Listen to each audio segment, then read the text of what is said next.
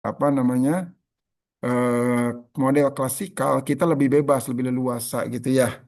Jadi kalaupun misalnya itu formalnya di situ 2 atau 3 jam pelajaran kita bisa lama gitu ya. Tapi kalau sekarang kan didesak juga dengan jadwal yang lain gitu ya.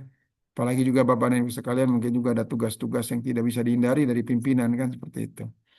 Oleh karena itu Bapak sekalian pada pembelajaran konsep proyek perubahan dan juga merancang proyek perubahan ini kita diarahkan penugasannya itu ke individu yang 2 kali tugas ya.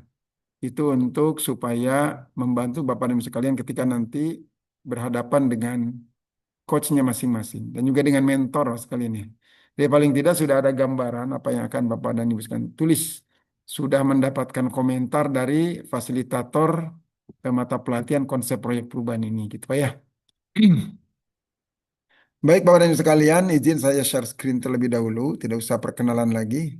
Saya nggak ingat sekarang akan ketemu Pak Darson. Kalau saya ingat mungkin saya tadi malam itu mikir pantun Pak, ya untuk membalas. Tapi ingat jadi saya nggak berpantun Pak ya. Ya, Pak. Ya. Baik Bapak sekalian, saya akan share screen terlebih dahulu. Mohon izin. Kelas lantai. Berarti santai gini.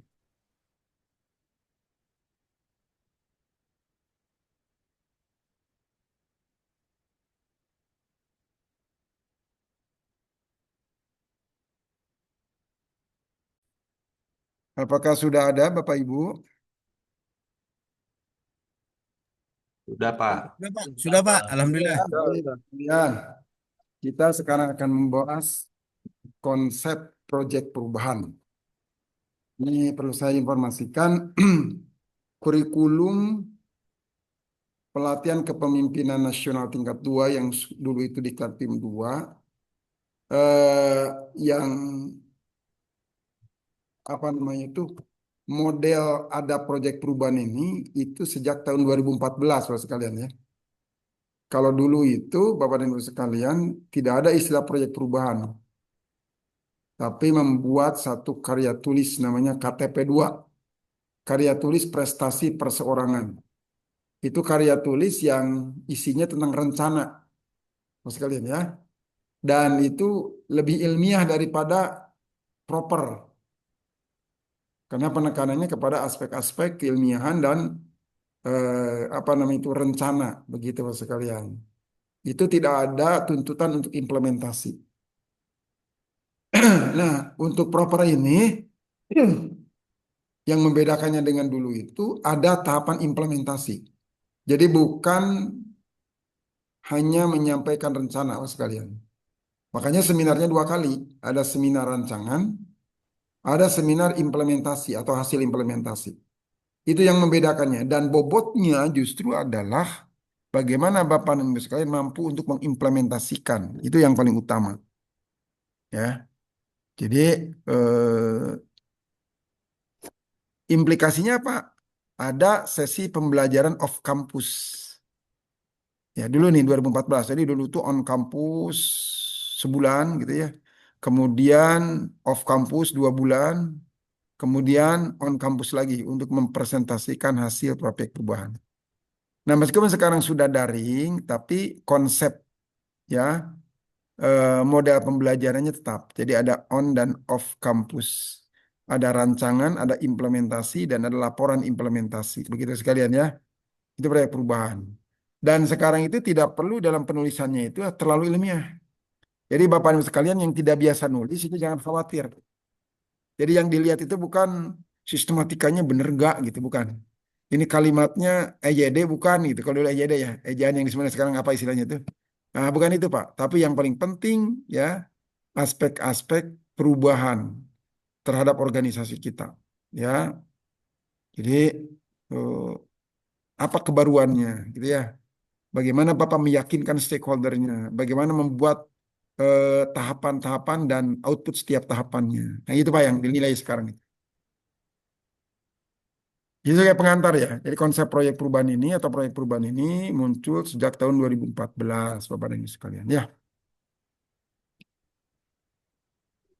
Sebelum mulai masuk ke konsepnya, saya ingin ulangi kembali ini sedikit yang disampaikan oleh Pak Burdan tadi kaitan dengan skenario pembelajaran. Jadi sekarang ini Pak sekalian, apa yang disampaikan, perkenalan nggak usah, penjelasan skenario sekarang.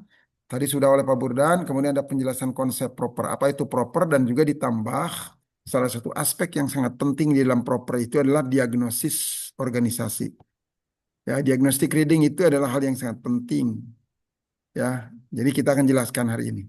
Kemudian nanti baru ada penugasan. Nah, Bapak sekalian, besok asinkronus ya. Harusnya jam 8 sampai jam 10.15, tapi ya tadi mohon maaf tadi saya harusnya itu diumumkan di awal tapi nggak apa-apa. Jadi besok kita akan mulai setengah 8 ya Bapak sekalian supaya selesai jam 10 dan nanti jam kedua selesai setengah 12. Karena Jumat ya besok ya. Saya informasikan sekalian ya. Sekalian pengumuman nih, pengumuman. Halo, halo. Bisa menangkap suara saya? Jadi pengumuman ya Pak Iya, sekalian. Pak. Untuk Pak, besok dengar Pak. Dengar masuk Pak. Masih kelas. mudah-mudahan bisa ya. Kelas. Setengah 8 Pak ya besok. Oke, jadi nah ini sekarang kita akan bahas ini. Kemudian besok ada asinkronus. Tapi Pak sekalian ini Halo. asinkronus. Jadi Bapak di tempat masing-masing. Nggak usah, tidak Iya usah. masuk sana, Itu, iya masuk ke sana dalam dan sana yang di Pak Freddy Lasut Peseng semua. ya tidak usah masuk ke Zoom. eh Maksudnya tidak usah difasilitasi oleh fasilitator, tapi nanti penyelenggara akan membuka linknya itu sejak setengah 8. Nah, kemudian Bapak dan Ibu sekalian, hari masih hari Jumat, nah ini yang 10.30. Masuknya itu adalah 10.15 di sini untuk sinkronusnya ya. Jadi kita akan mulai belajar 10.15 yang difasilitasi fasilitator. Ini akan dijelaskan sekalian, ya tadi sudah disampaikan Pak Burdan. Kemudian masih asinkronus hari Jumat juga itu melaksanakan tugas dimulai dari 14.15 begitu ya sekalian. Dan satu terusnya Pak, kemarin tadi sudah disampaikan oleh Pak Burdan. Ini. Nah, untuk tugas satu dan tugas dua ini, Pak, ini sifatnya kelompok sebagai sarana untuk latihan kita dan untuk memperkaya sehingga terjadi diskusi di antara Bapak dan Ibu sekalian. Sedangkan tugas 3 dan 4 ini sudah masuk ke individual Bapak Ibu sekalian ya, supaya Bapak Ibu nanti sudah bisa mempersiapkan propernya masing-masing.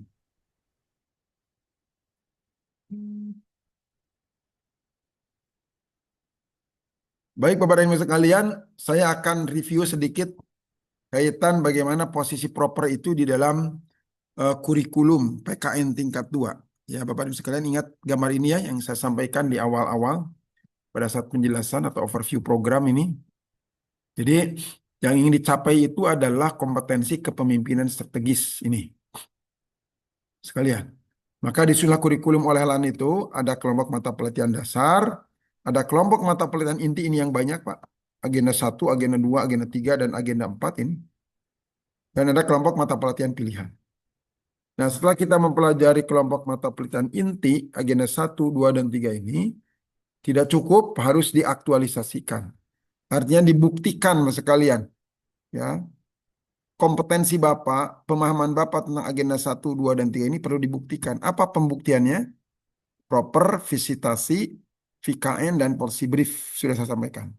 Nah, visitasi sudah selesai. VKN sedang berjalan. Policy brief sudah berjalan. Kalau ini kan sudah tuntas nih Pak, semuanya sudah tuntas ini.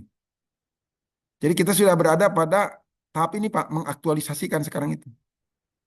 Jadi Pak sekalian, sekali lagi, proper sudah. Visitasi, proper sedang akan mulai. Visitasi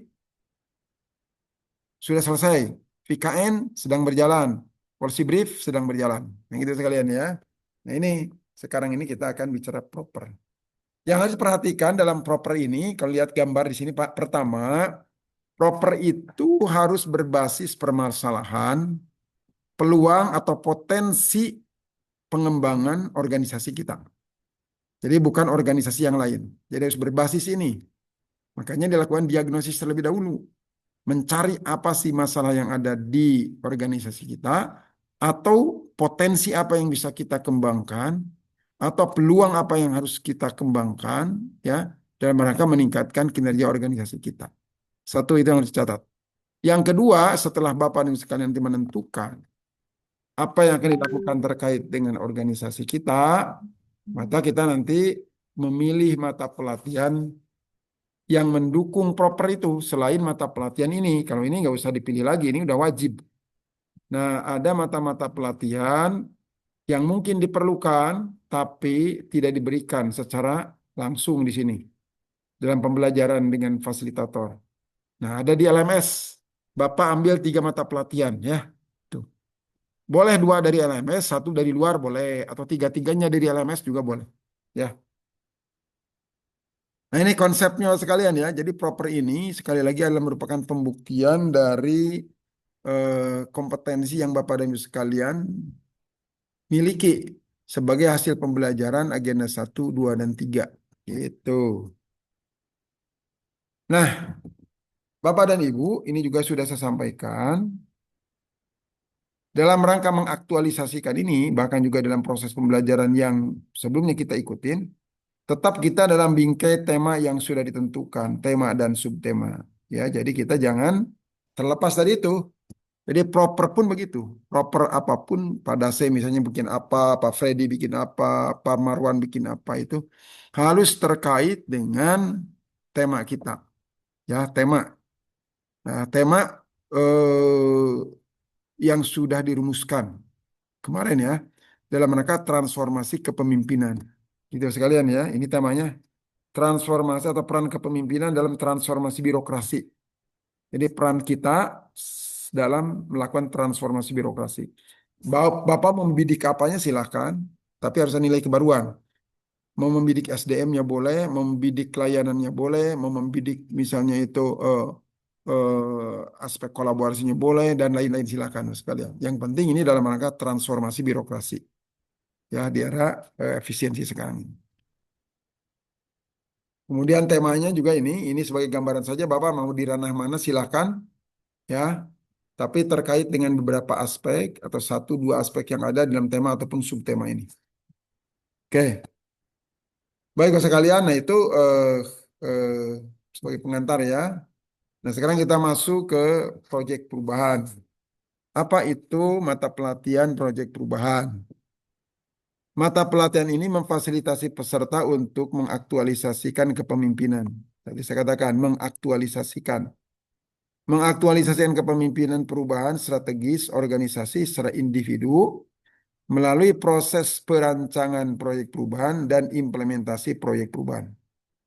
Jadi, perancangan dan implementasi itu 2 hal yang tidak mungkin dipisahkan. Sekalian ya, kita tidak bisa membuat rancangan saja. Jadi dijamin kalau Bapak dan Ibu sekalian lulus rancangannya saja, meskipun itu bobotnya 20% dari total, ya, yang lainnya 100, 100, 100 misalnya itu, tapi Bapak tidak implementasi, mereka nilainya hanya 70 itu maksimal. Bapak dijamin tidak akan lulus Bapak sekalian kalau tidak mengimplementasikan. Kalau misalnya Bapak sekalian mengimplementasikan tapi tidak ada rancangannya, pokoknya seingatnya kita laksanakan juga sama. Ya, jadi perencanaan atau perancangan proyek perubahan dan implementasi itu adalah 2 hal yang tidak bisa dipisahkan satu sama lain sekalian. Di akhir pembelajaran, peserta menunjukkan kemampuan sebagai pemimpin perubahan strategis pada unit organisasinya. Ini Pak sekalian ya, yang menjadi perhatian kita kaitan dengan mata pelatihan proyek perubahan ini. Hasil belajar. Setelah pembelajaran, peserta mampu menjelaskan konsep proyek perubahan. Tadi Pak Budan sudah menyampaikan, apa sih proyek perubahan ini per definisi? Ya silakan aja Bapak dan Ibu sekalian definisikan. Kalau saya melihatnya itu, proyek perubahan itu adalah instrumen untuk mengaktualisasikan hasil pembelajaran agenda 1, 2, dan 3. Nah itu Pak. Jadi instrumen untuk mengaktualisasikan atau membuktikan hasil pembelajaran agenda 1, 2, dan 3. Itu proyek perubahan. Jadi sasarannya sekali lagi atau hasil belajarnya itu menjelaskan konsep proyek perubahan. Jadi Bapak nanti paham tentang proyek perubahan itu dan melaksanakan setiap tahapan pembelajaran proyek perubahan sehingga terbentuk karakter sebagai pemimpin perubahan. Jadi Bapak Ibu nanti ya setelah mengikuti pembelajaran ini, bahkan mungkin setelah pembelajaran di PKN 2 ini selesai, harus menjadi atau dituntut menjadi pemimpin perubahan strategis. Pemimpin perubahan itu adalah pemimpin yang bisa beradaptasi dengan perubahan dan juga bisa mengintervensi perubahan atau melakukan perubahan. Ya, kalau kita hanya beradaptasi saja juga tidak cukup, ya. Perubahan terjadi, kita bisa beradaptasi, tidak cukup. Tapi kita juga harus menjadi penggagas perubahan. Proyek perubahan itu, ya, yang akan Bapak dan Ibu sekalian bikin itu adalah menggagas perubahan dan melaksanakan perubahan dari sebelumnya. Makanya harus ada nilai kebaruan. Itu namanya perubahan. Kalau misalnya itu tidak ada kebaruan, tidak ada perubahan, Pak. Ya, hanya melaksanakan yang rutin-rutin saja itu bukan perubahan namanya. Tapi itu hanya rutinitas. Nah, Bapak Ibu sekalian diharapkan terus berpikir bagaimana melakukan perubahan. Tentu melakukan perubahan menuju kepada kondisi yang lebih baik, begitu sekalian. Ya, ini yang diharapkan Bapak sekalian dari pembelajaran proyek perubahan ini. Indikator hasil belajarnya artinya Bapak sekalian dikatakan kompeten untuk mata pelatihan ini jika satu, Bapak mampu menjelaskan konsep proper. Jadi Bapak nanti kalau ditanya apa itu proper, Bapak bisa menjelaskan dengan gamblang. Tadi per definisi paling tidak itu adalah instrumen untuk mengaktualisasikan agenda 1, 2, dan 3. Yang kedua, Bapak Ibu sekalian mampu menyusun rancangan proper. Nah, nanti dengan bantuan coach gitu ya, Bapak akan menyusun rancangan. Yang ketiga, menyajikan rancangan proyek perubahan dalam seminar. Ya, jadi nanti disajikan di depan penguji, di depan coach, bahkan mentor. Yang keempat, mengimplementasikan rancangan proper selama 2 bulan minimal. Dan tentu saja jangka menengah dan jangka panjangnya. Bapak harus mampu untuk mengimplementasikannya. Gimana mengeceknya? Khususnya untuk 2 bulan ke sana.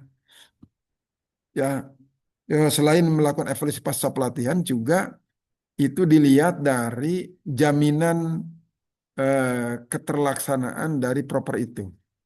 Jadi misalnya Bapak dan Ibu sekalian membuat rancangan proper yang nanti diseminarkan pada seminar rancangan. Oke, kemudian 2 bulan Bapak sudah melaksanakan sesuai dengan target. Nah, pada saat Bapak seminar hasil itu, Bapak harus bisa meyakinkan penguji dan juga meyakinkan coach dan mentor bahwa untuk kelanjutan proper ini apa jaminannya gitu ya. Nah, itu Pak sekalian. Jaminan itu misalnya gini, Pak. Bisa dalam bentuk adanya pengikat dalam bentuk kebijakan. Di peraturan bupatikan, misalnya itu. Di keputusan bupatikan, peraturan gubernur dan sebagainya. Itu jaminan. Jadi kalau sudah ada keputusan bupati, peraturan bupati, kan nggak mungkin tidak dilaksanakan. Yang kedua bisa dalam penganggaran. Nih, misalnya itu 2 bulan ini baru sampai katakanlah 20% implementasinya itu. Untuk 80% sudah dijamin nih anggarannya sudah masuk di dalam RKA gitu ya. Atau dalam apa namanya DPA misalnya seperti itu. Nih sudah ditunjukkan. Ini jaminan. Atau paling tidak ada statement dari mentor nanti bahwa proyek Bapak ini akan berlanjut. Nah, kayak gitu Pak ya. Kemudian menyusun laporan hasil implementasi proper dan menyajikan hasil implementasi proper pada seminar hasil implementasi proyek perubahan. Ini ya sekalian. Nah, Bapak Ibu, proyek perubahan itu merupakan kegiatan pembelajaran dengan bimbingan dari para coach dan mentor dan kolaborasi dengan teamwork.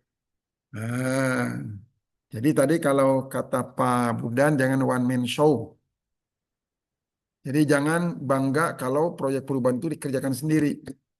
Dulu pernah ada kejadian di depan penguji seminar dia mengatakan, "Pak, mohon maaf nih, proper ini saya ini yang mengerjakan sendiri." Oh, gitu. Jadi disangkanya dengan sendiri berarti ini bagus bukan? Karena ini adalah pelatihan kepemimpinan. Pemimpin itu mampu melakukan pemberdayaan staf, mampu mempengaruhi orang lain, mampu meyakinkan yang lain. Itu yang dinilai bukan selesainya dari proper ini saja, tapi bagaimana proses itu dilakukan sebagai seorang pemimpin. Gitu, Pak ya. Jadi jangan dikerjakan sendiri. harus kolaborasi ya dengan tim dan juga dengan stakeholder, Pak. Gitu. Ini proyek perubahan, Pak ya. Nah, Bapak sekalian, ini mengenai scopingnya, meskipun ada yang tidak menganut ini, tapi saya tetap mengatakan bahwa kita harus beda. PKN 2 ini harus berbeda dengan PKN 1, berbeda dengan PKA, dengan PKP. Di mana ranah perubahan yang harus kita lakukan? Nah itu Pak. Kalau PKN 1, JPT Madya dan JPT Utama harus mampu melakukan perubahan dalam atau inovasi dalam orientasi visi, misi, tujuan, dan sasaran organisasi. Ya,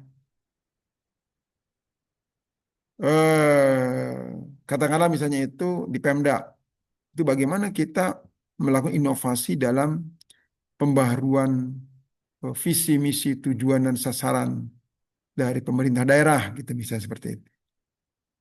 Sedangkan untuk eselon 2 itu pada level strategi, ya di sini. Dan untuk administrator dan pengawas ini masing-masing pada level program dan kegiatan.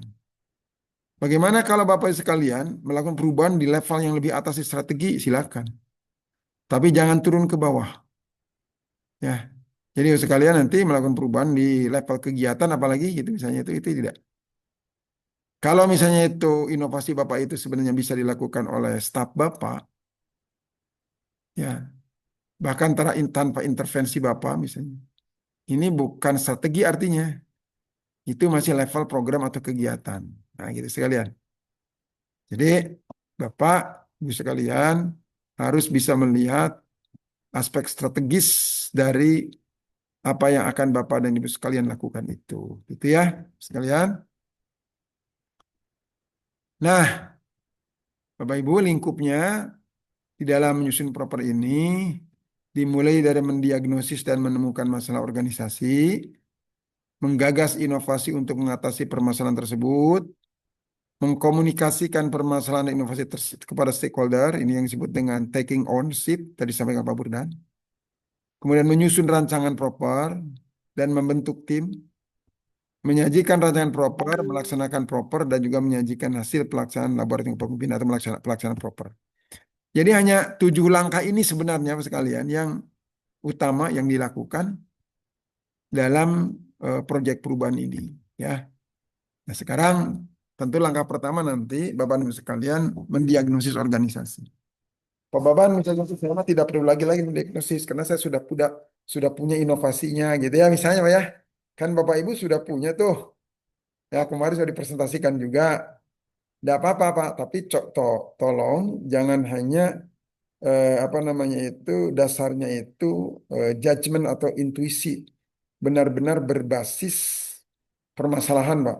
Ya, saya seringkali mengilustrasikan kepada dokter Pak ya.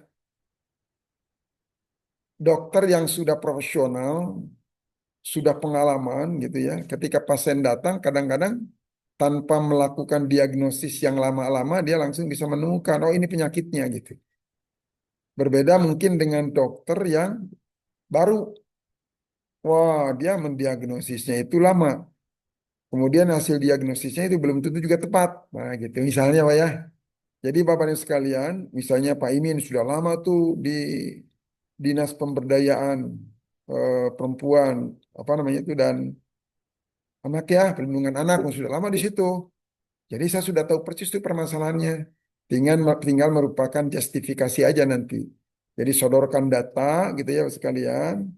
Ya kalaupun misalnya itu tidak menggunakan tools yang nanti akan kita bahas bersama-sama. Gitu ya. Karena Bapak dan Ibu sekalian sudah menemukan tuh dengan pengalaman saya 10 tahun di organisasi itu, 5 tahun di organisasi itu ada masalah yang sangat besar. Tapi yang harus diingat Bapak sekalian, jangan sampai terjebak dengan simptom Bapak sekalian ya. Jangan terjebak dengan gejala. Jadi cari akar permasalahannya, itu yang harus diintervensi.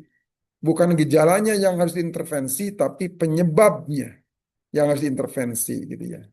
Kita sudah tahu Oh, misalnya itu di lingkungan kesehatan itu ini. Oh, misalnya itu di BKD itu begini. Oh, misalnya itu di PU itu ini gitu lah. Tapi cari penyebabnya itu yang diintervensi gitu sekalian ya. Jangan sampai seperti dokter yang terfokus kepada gejala yang diderita oleh pasien. Tapi harus diagnosis menemukan akar permasalahannya. Gitu ya. Nah, baru inovasi itu disasarkan kepada penyebab masalah itu, bukan kepada simptomnya, bukan kepada gejalanya, tapi kepada penyebab masalahnya. Itu sekalian dalam mendiagnosis nanti ya. Jadi diagnosis itu sama dengan menemukan penyakit, gitu ya. Diagnosis itu sama dengan menemukan penyakit. Inovasi itu nomor dua sama dengan memberikan resep obat, ya. Inovasi itu sama dengan memberikan resep obat. Jadi kalau diagnosisnya tidak pas, maka resep obatnya akan jadi tidak pas juga kan gitu. Nah, kemudian dalam proper ini mengkomunikasikan ini untuk mencari dukungan. Kenapa, Pak? Karena perubahan yang akan kita lakukan itu pasti berimplikasi, berdampak kepada hal-hal yang lain. Mungkin ada yang sudah merasa nyaman, merasa terganggu, gitu kan? Ya, Pak ya? Bisa jadi, Pak. Perubahan itu bisa mengganggu ya kenyamanan pihak-pihak tertentu mungkin. Atau misalnya itu ada pihak-pihak yang mendapatkan beban yang lebih dibandingkan dengan sebelumnya karena perubahan yang kita lakukan. Misalnya itu ya. Ada pihak-pihak yang ikut direpotkan juga misalnya itu. Meskipun tidak dirugikan tapi ikut direpotkan gitu Pak ya. Nah, oleh karena itu perlu kita komunikasikan dengan pihak-pihak tersebut ya. Harus dikomunikasikan dengan pihak-pihak tersebut. Itu namanya Pak taking ownership, Pak. Jadi mengancari cari dukungan gitu kan dari pihak-pihak yang terkait, dari para stakeholder. Dan stakeholder yang utama tentu saja adalah pimpinan kita ya sekalian. Karena yang akan terkena dampak pertama kali adalah pimpinan. Mungkin juga ada yang diuntungkan, ada Pak. Ya, diuntungkan dengan proper kita ada. Yang jelas harusnya pimpinan kita itu diuntungkan, Pak. Karena kinerja Bapak juga kinerja pimpinan. Jadi kalau Pak Marwan, mohon maaf, di dinas apa Pak Marwan? Di Sperindak, Pak, Dinas Perindustrian Di Perdagangan. Sprindag, di kota, Kota di Sepanjang, Pak, Kabupaten Kepulauan Meranti. di Meranti misalnya. Di Kepulauan Meranti, Pak Marwan, kinerja Pak Marwan di Sprindag itu meningkat. Itu kan sama juga dengan peningkatan kinerja Pak Bupati kan Pak ya. Siap, Pak. Atau kinerja Pak Sekda gitu. Makanya eh, yang paling utama itu harus didapatkan ya dukungannya itu dari atasan kita, dari mentor kita. Ya Pak Bupati, kalau mentornya Pak Bupati atau misalnya Pak Sekda. Meskipun mentornya Pak Bupati, tetap harus ada dukungan Sekda. Kalaupun misalnya itu mentornya Pak Sekda, tetap ada dukungan Pak Bupati ya. Karena tidak terlepas itu kan. Nah, kayak gitu Iya, Pak. sekalian ya. Jadi komunikasikan itu. Ide perubahan itu dikomunikasikan dengan mereka ya, dengan para stakeholder itu. Nah, setelah dikomunikasikan, mendapatkan persetujuan, baru Bapak Ibu sekalian susun rancangan propernya. Dari A sampai dengan Z. Dari mulai pendahuluan, tujuan, sasaran, kan itu ya. Inovasinya apa, kemudian milestone-nya gimana, stakeholder-nya siapa, timnya bagaimana. Itu namanya merancang. Merancang proyek perubahan, gitu. Ya kalau misalnya itu mentor kita sudah setuju kan, pasti mereka juga akan memberikan dukungan dalam berbagai hal, baik itu sumber daya manusianya ataupun juga sumber daya anggarannya. Gitu kan Pak ya? Oke, asal benar gitu Pak ya. Artinya bukan bukan pura-pura gitu dukungannya, itu benar dukungannya itu seperti itu. Makanya sekalian ini komunikasi dengan mentor itu menjadi kunci Pak. Ya, jangan sampai mentor kita itu tidak setuju dengan proyek perubahan kita nanti. Ya, Bapak dan Ibu sekalian sudah mulai dari sekarang. Silakan dekati mentornya, sampaikan misalnya itu hasil diagnosisnya, sampaikan juga misalnya itu gagasan inovasinya. Dari sekarang Bapak sampaikan kepada mentor. Ya, meskipun formalnya nanti, ya masih lama, tapi sekarang, saran saya sekarang. Kemudian sekalian yang kelima menyajikan rancangan proper itu di seminar rancangan proyek perubahan. Ya, jadi pada seminar itu yang harus diingat Bapak sekalian, pertama menyampaikan rancangan proyek perubahan, yang kedua adalah menyampaikan rancangan strategi pengembangan potensi diri. Yang kemarin sudah dianalisis oleh pria di tes, kemudian sudah ada hasilnya, Bapak diskusikan dengan mentor, apa pengembangan yang harus Bapak lakukan untuk diri Bapak. Nah, itu harus disampaikan nanti pada saat seminar rancangan. Nomor 6, melaksanakan proper. Jadi setelah menyajikan rancangan, nanti akan dapat masukan dari penguji, dari mentor, dari coach gitu Pak. Biasanya coach dari awal sudah sampaikan masukannya itu sebelum seminar ya. Tapi terutama dari dari penguji, kemudian Bapak pulang perbaiki dan laksanakan proyek perubahan. Setelah 2 bulan Bapak akan datang lagi dan ini benar-benar klasikal akan menyajikan hasil pelaksanaan proyek itu ya, proyek perubahan itu. Nah, jadi saya kira itu Mas sekalian ya yang harus diperhatikan oleh Bapak Ibu kaitan dengan eh, proyek perubahan ini. Sebelum kita lanjut ke mendiagnosis organisasi, silakan kalau ada yang mau ditanyakan terlebih dahulu ya, supaya clear nanti Mas sekalian ya, supaya jelas Bapak sekalian tidak bingung. Atau malah bingung ya? Tidak ya saya kira. Mau nggak Pak? Pak Saiful, gimana Pak Saiful? Terima kasih, Pak. Bapak dulu ya. Konsepnya dulu nih kita konsepnya dulu. Ya, bicara konsep. Terima kasih, Pak. Assalamualaikum warahmatullahi wabarakatuh. Warahmatullahi wabarakatuh. Eh dari Pak Pak Burdan tadi menyampaikan, sampai ke Bapak juga menyampaikan bahwa konsep itu adalah eh, implementasi yang dapat eh, diaktualisasikan, yang terbarukan gitu, Pak. Ini kata-kata terbarukan ini nih. Kalau di kasusnya di organisasi kita itu menjadi hal yang baru. Tapi di wilayah lain, di daerah lain itu lompatannya udah jauh lebih jauh gitu, Pak. Udah Hmm. melewati hal yang kita pikirkan gitu. Nah, Hmm. apakah ini masuk kategori yang terbarukan gitu? Karena jauhnya ketertinggalan daerah atau organisasi kita gitu, Pak. Terima kasih, Pak. Assalamualaikum warahmatullahi wabarakatuh. Waalaikumsalam warahmatullahi wabarakatuh. Langsung aja ya. Jadi sekalian, level kebaruan itu tingkatan-tingkatan. Ya, Yang pertama baru sama sekali. Itu di tempat lain pun memang belum ada. Itu baru sama sekali. Itu level 4. Jadi nilainya maksimal nanti. Ya, oleh penguji nilainya maksimal. Yang kedua adalah apa? Replikasi dengan modifikasi. Di tempat lain sudah ada, Pak.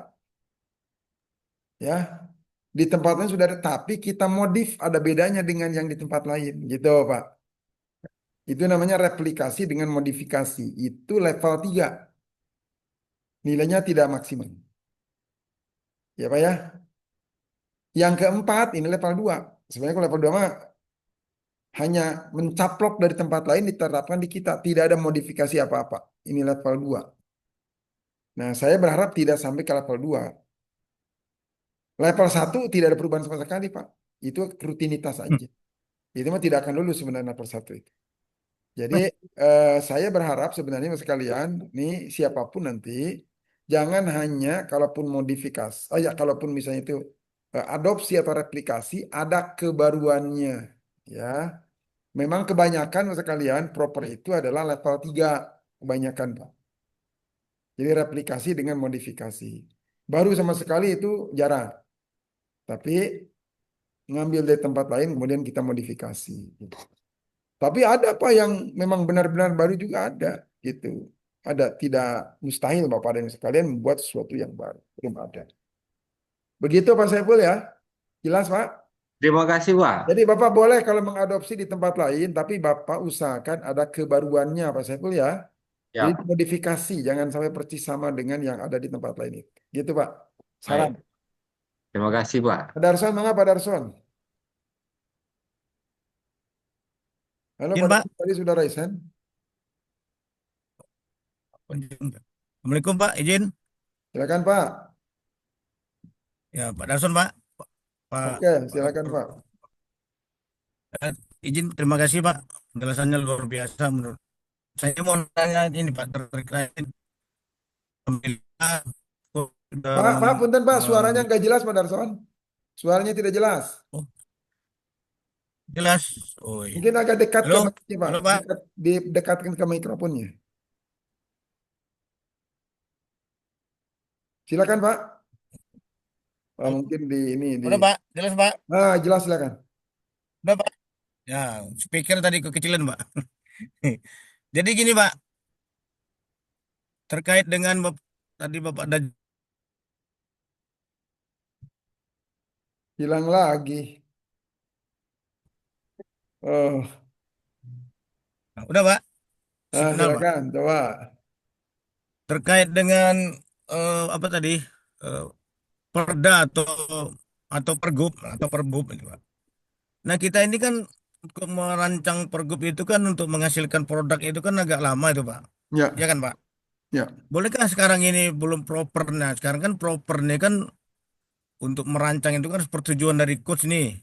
Hmm, Sementara kami kalau sudah boleh membuat merancang bahkan sudah masuk biro hukum itu boleh Pak ya? Pergubnya atau perdanya. Nah, gitu Pak. hmm. Sementara kita judul kan belum belum fix nih, belum final gitu kan Pak. Ya. Makasih Pak. Baik, terima kasih Pak Darson. Proper itu baru dilaksanakan sejak Bapak sekalian, Bapak dan Ibu sekalian nanti ada sesi memang apa namanya itu pembimbingan proper sebenarnya Pak sekalian ya. Jadi kalau sekarang kita sudah progresnya membuat perbub gitu ya, nanti penguji akan mengatakan begini, Bapak nggak usah PIM 2 juga udah bisa dong kalau gitu. Nah gitu Pak ya.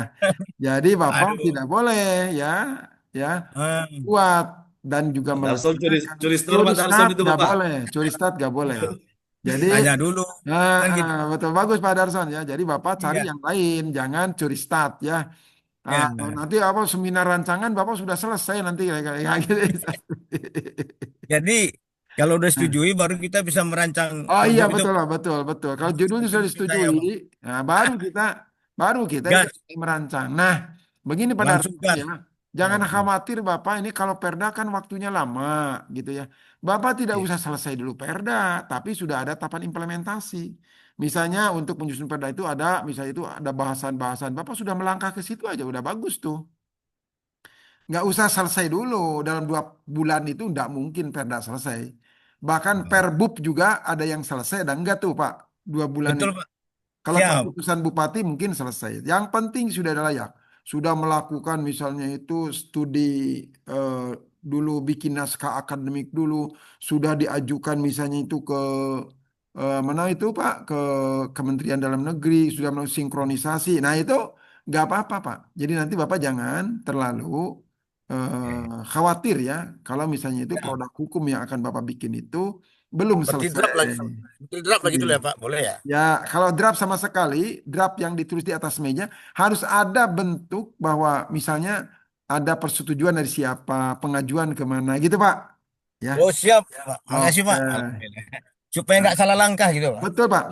Tapi gini, Pak, gini dalam dalam proyek perubahan itu, Bapak jangan menonjolkan pembuatan kebijakannya. Kebijakan itu hanya sebagai alat untuk mengikat, Pak. Ya kan salah satu output saja. Tapi inovasinya yang ada di dalam kebijakan itu apa? Itu Pak ya. Itu yang harus ditonjolkan di dalam judul proper. Jadi misalnya bukan gini, eh, proyek perubahan misalnya itu. Judulnya apa? Penyusunan peraturan bupati tentang bla bla bla bukan begitu Pak. Tapi inovasinya nanti ada outputnya adalah keputusan bupati atau peraturan bupati gitu ya. Ya Nanti Pak. kita Siap. akan kasih. Mantap. Oke. Mantap. Tak Makasih boleh Pak curi. Darson, makasih, makasih. Ini supaya Masih kawan ada. tak curi start juga maksudnya Pak. Betul, betul. Bagus, bagus Pak. Ada lagi yang mau ditanyakan Bapak Ibu?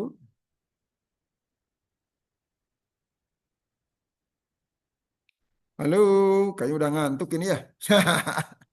Lagi mikir. Masih semangat Pak, masih semangat. Semangat. Masih Pak semangat. Baban, izin Fatimah. Semangat, bertanya. semangat, semangat. Oh, silakan, silakan.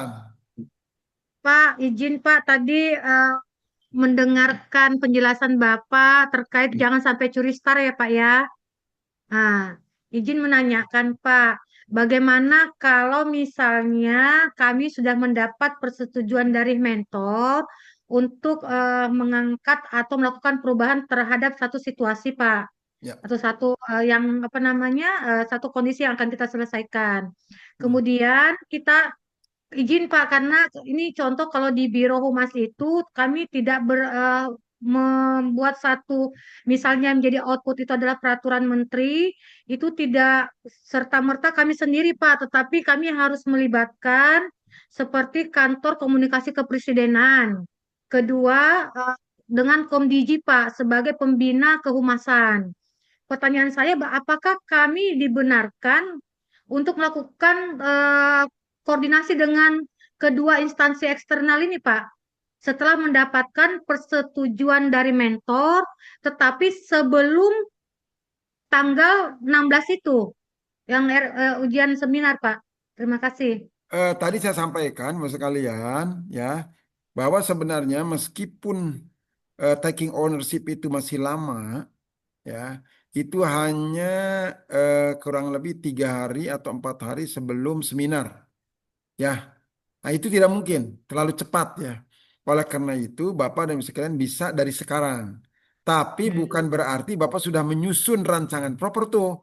Ya, nanti Oh iya, dituangkan. Tapi ya. misalnya itu Bapak sudah mulai deketin gitu ya, stakeholder yang kira-kira akan terkait kayak Ibu tadi itu, sampaikan ide kita misalnya kepada stakeholder, sampaikan kepada apalagi kepada promotor ya atau kepada Ya. mentor itu disampaikan. Nggak apa-apa kalau itu. Ya, Oh, kalau siap, Bapak. sebatas itu nggak apa-apa mas sekalian. Tapi kalau sudah langsung itu kan kalau tadi yang kasus Pak Darson itu Perda sudah ini jadi seolah-olah ini sudah disetujui oleh semua pihak Pak. Sudah jadi Perda ini ya. Oh Jadi iya, iya, iya. penjajakan untuk mencari area perubahan itu ya menentukan area perubahan itu nggak apa-apa silakan. Ya dari Siap, sekarang pun siap, nggak apa-apa.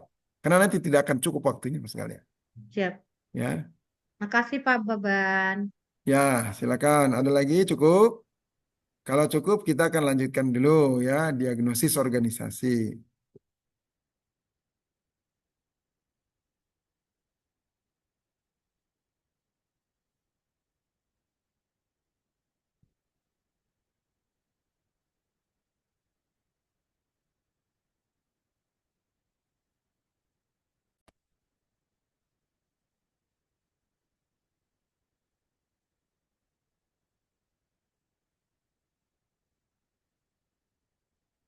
Oke, Bapak sekalian. Nah, salah satu tahapan penting di dalam proyek perubahan itu adalah mendiagnosis ya dan menemukan masalah ya dalam organisasi. Jadi Bapak sekalian, ya meskipun tadi itu sudah disampaikan, saya sudah mendapatkan persetujuan nih dari mentor. Bahkan sudah pesanan, tolong Bu Nita misalnya itu lakukan perubahan di sini gitu ya. Tetap Bapak dan Ibu sekalian ya sampaikan bagaimana Bapak dan Ibu sekalian melihat itu sebagai suatu permasalahan. Data disampaikan. Gitu ya Pak ya? Ya Bu ya. Jadi jangan sampai Ibu langsung kepada inovasinya. Ya, karena bisa jadi Bapak sekalian juga apa yang dipersepsikan oleh Bapak Ibu itu ternyata setelah didiagnosis bukan itu masalah utamanya. Misalnya gitu ya. Bisa jadi itu Pak. Ya, banyak kejadian Pak. Saya menganggap misalnya itu masalah di organisasi itu adalah A. Setelah diagnosis secara objektif tanpa ada misalnya pretensi tertentu ya. Seringkali kan kita itu langsung karena saya punya ide ini langsung ke situ. Nah, tidak seperti itu. Kita lakukan secara normal gitu ya, secara netral. Nah, ternyata masalahnya bukan di situ. Itu misalnya itu. Makanya tadi data disampaikan, argumentasi-argumentasi ya yang mendukung bahwa itu sebagai suatu permasalahan dalam organisasi kita. Itu dalam diagnosis Pak sekalian. Karena harus hati-hati kita dalam mendiagnosis. Kalau salah dalam mendiagnosis, maka apa yang terjadi? Intervensinya akan salah. Inovasinya akan salah. Obatnya akan salah ketika kita salah di dalam mendiagnosis organisasi. Nah, kita lihat. Ini sudah lihat kan kemarin sudah sampaikan. Ini adalah contoh salah diagnosis organisasi. Kalian ya. Jadi kita apa namanya itu ternyata akan menjadi atau berdampak kepada eh, organisasi yang lebih parah bisa jadi bagi kalian. Nah, itu banyak kejadian Mas seperti itu. Ya kita mau inovasi tapi ternyata tidak berdampak apa-apa. Mending kalau tidak berdampak negatif, tidak berdampak apa, mungkin mending kalau tidak berdampak apa-apa. Ini ada yang berdampak negatif. Karena organisasi malah bekerja ya. Dan jangan sampai seperti ini untuk kalian ya di dalam melakukan proyek perubahan ini. Oke sekalian ya, itu sangat penting dalam diagnosis. Apa sebenarnya yang dimaksud dengan diagnostic reading atau diagnosis organisasi itu melakukan penilaian terhadap fungsi-fungsi organisasi sesuai dengan jenjang jabatannya dalam rangka merancang perubahan secara tepat. Jadi sesuai dengan jenjang jabatannya ini harus jadi catatan. Kita berada pada jenjang JPT Pratama. Jadi perubahan yang kita lakukan itu, ya penilaian yang kita lakukan itu pada level strategi, Mas, sekalian ya, bukan pada level kegiatan, bukan pada level program. Ya, gitu sekalian ya. Nah, Bapak dan Ibu sekalian, ini logika di dalam diagnostic reading. Ya, pertama memahami masalah organisasi. Ya, tadi melalui apa namanya itu, melalui mungkin mengamati, sekalian memetakan gitu ya, apa simptom yang muncul ya, apa gejala yang muncul dalam organisasi kita.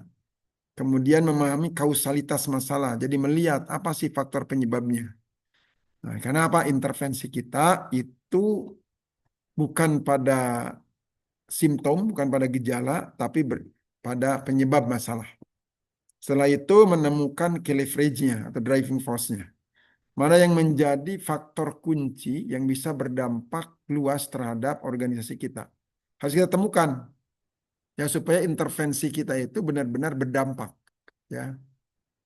Sebenarnya misalnya untuk memperbaiki organisasi kita itu ada beberapa alternatif. Kita bisa A, B, C, D. Tapi yang menjadi driving force-nya itu adalah yang C. Nah, maka itu yang disentuh. Bagusnya begitu sekalian ya. Jadi eh, apa namanya itu? Cari yang mempunyai leverage effect yang besar terhadap organisasi kita. Setelah itu baru menemukan area intervensi untuk dilakukan inovasi. Setelah kita temukan ya rancang target hasil yang ingin dicapai dari intervensi kita. Bapak dan Ibu sekalian, jadi setelah kita menemukan inovasinya nanti, misalnya Pak Darson tadi sudah menemukan tuh, bahkan akan dituangkan dalam bentuk peraturan daerah. Targetnya itu apa? Kalau misalnya itu sudah diimplementasikan Perda itu. Bu Nita misalnya sudah menemukan nih inovasinya ini, sudah mulai dikoordinasikan, dikomunikasikan dengan stakeholder. Nah, targetnya itu kalau itu sudah terimplementasi apa gitu. Ya harus jelas Mas sekalian. Ya, kalau misalnya itu kita misalnya itu ingin eh apa dan diharapkan ya target intervensi itu bukan hanya output Pak sekalian ya. Ada target output itu sebagai target antara, tapi lebih jauh dulu kepada outcome. Ya, kalau misalnya Pak Teguh itu kemarin itu kaitan dengan perpustakaan, ya outcome-nya itu kan masyarakat cerdas mungkin begitu ya. Outputnya apa? Misalnya itu terbangunnya kemarin itu apa? Eh, kampung literat, kampung literat, Kampung Bedas Literat. bedas literat gitu. Di berapa kampung misalnya itu dalam waktu sekian lama itu. Nah, itu boleh aja target itu target antara, tapi outcome-nya yang utama adalah bagaimana dia bisa bisa itu mencerdaskan masyarakat mungkin ya atau meningkatkan indeks apa Pak Teguh? Indeks literasi ya. Salah satu indikatornya misalnya seperti itu. Nah, itu sudah ke outcome sekalian ya. Jadi tetapkan targetnya berapa gitu ya. Baik itu target antara ataupun juga target akhir ya. Nah, target antaranya bisa saya output tadi itu, target akhirnya berupa outcome misalnya seperti itu. Oke sekalian, ini sudah disampaikan. Ini jadi diagnostic reading itu sekalian membandingkan antara kondisi organisasi saat ini dan kondisi organisasi yang diharapkan sekalian. Untuk apa? Untuk menemukan masalah dan penyebab masalahnya. Sehingga kita bisa menemukan nanti menentukan di mana area yang harus diintervensinya. Setelah menentukan areanya, baru kita menemukan intervensinya atau inovasinya ini apa yang harus dilakukan dalam memperbaiki kondisi atau kinerja organisasi saat ini. Begitu sekalian ya. Ya kinerja ini kan bisa kinerja kebijakan, bisa kinerja program dan sebagainya. Tapi kita fokus di kinerja kinerja strategi ya sekalian. Ini logika di econometric reading ya. Nah, Bapak sekalian harus diperhatikan ya. Kenapa juga kita harus atau apa saja yang harus kita perhatikan dalam melakukan diagnosis ini? Bapak Ibu, ya, kita sekarang itu kan eranya keterbukaan. Jadi suatu organisasi itu tidak bisa apa namanya itu menutup diri. Pasti dia akan terkena pengaruh dari lingkungan strategis kita. Terutama adalah perubahan teknologi, sekalian ya. Kemudian perubahan pasar. Artinya perubahan pasar itu bukan hanya perubahan pasarnya siapa dan sekarang jadi siapa, bukan hanya itu. Bukannya jumlahnya juga, tapi bisa jadi juga adalah preferensinya. Ya, dalam konteks ini misalnya masyarakat Pak ya. Masyarakat misalnya Pak ya. Dulu harapan terhadap organisasi kita itu hanya misalnya itu layanan A, B, C, D, E. Ya, sekarang ada tuntutan masyarakat yang yang dulu tidak ada harus dilayani oleh organisasi kita. Nah, ini perubahan pasar, Pak. Dalam preferensinya berarti, bukan hanya dalam jumlahnya, bukan hanya siapa pasarnya, bukan, tapi preferensi masyarakat. Bisa saja masyarakatnya itu juga, tapi karena perkembangan lingkungan strategi sekarang tuntutannya lain. Nah, itu harus kita antisipasi, Pak. Nah, inovasi itu bisa juga dilakukan dalam rangka merespon itu atau mengantisipasi itu, gitu sekali. Di zaman dulu, sebelum berkembangnya teknologi internet gitu ya, atau HP yang smartphone seperti ini, mungkin tidak ada tuntutan mas sekalian masyarakat untuk layanan berbasis elektronik. Ya, sekarang itu kalaupun tidak atau belum dilakukan oleh pemerintah, tuntutan itu pasti ada. Karena masyarakat ingin mendapatkan kemudahan. Loh, kenapa nih misalnya itu layanan dinas A itu kok tidak berubah dari dulu aja manual gitu. Padahal sekarang eranya adalah era teknologi. Itu tuntutan masyarakat. Ya, tidak perlu dieksplisitkan, tapi kita harus bisa membaca. Kalau ada rumah sakit atau layanan-layanan tertentu ya, misalnya itu yang pendaftarannya itu masih manual, misalnya Pak ya, ini tidak responsif terhadap kebutuhan pasar sebenarnya. Padahal pasar sudah berubah. Harusnya sekarang itu mereka sudah melakukan sistem pendaftaran digital, misalnya gitu. Kayak gitu Mas sekalian.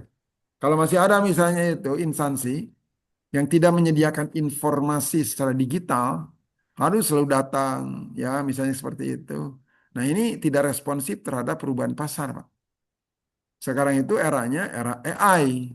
Jadi mestinya itu dengan bertanya melalui chatbot WA misalnya seperti itu, sudah terinformasikan tuh jenis-jenis layanan dan bagaimana mekanisme layanan itu. Nah, misalnya seperti itu sekalian. Jadi kita harus bisa membaca bagaimana perubahan pasar yang terjadi. Oke sekalian, yang ketiga adalah perubahan kebijakan. Ini juga harus diantisipasi oleh kita sekalian bagaimana kebijakan itu ya berubah-ubah ya. Jadi dinamika perubahan kebijakan juga begitu cepat Pak. Karena apa? Karena tadi lingkungan strategis kita terutama teknologi itu dan juga masyarakat itu begitu cepat juga. Kemudian yang terakhir adalah perubahan politik, ekonomi, sosial, dan budaya. Itu juga harus menjadi bahan pertimbangan di dalam kita melakukan berbagai macam perubahan di dalam organisasi kita. Ya, ekonomi masyarakat, ya, sosial budaya, ya, dan sebagainya.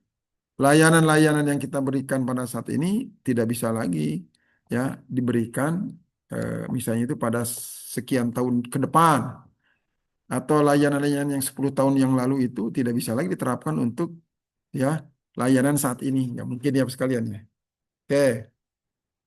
Nah, untuk di dalam internal organisasi sendiri ya, di dalam organisasi sendiri Bapak sekalian, tuntutan kinerja organisasi yang terus berubah juga ini harus diperhatikan. Misalnya kemarin saya sampaikan fragmentasi tugas atau fungsi. Ya di daerah mungkin eh, perubahan, penambahan atau juga penciutan struktur tidak terlalu sering ya. Kalau tidak ada kebijakan dari pusat, ya kan?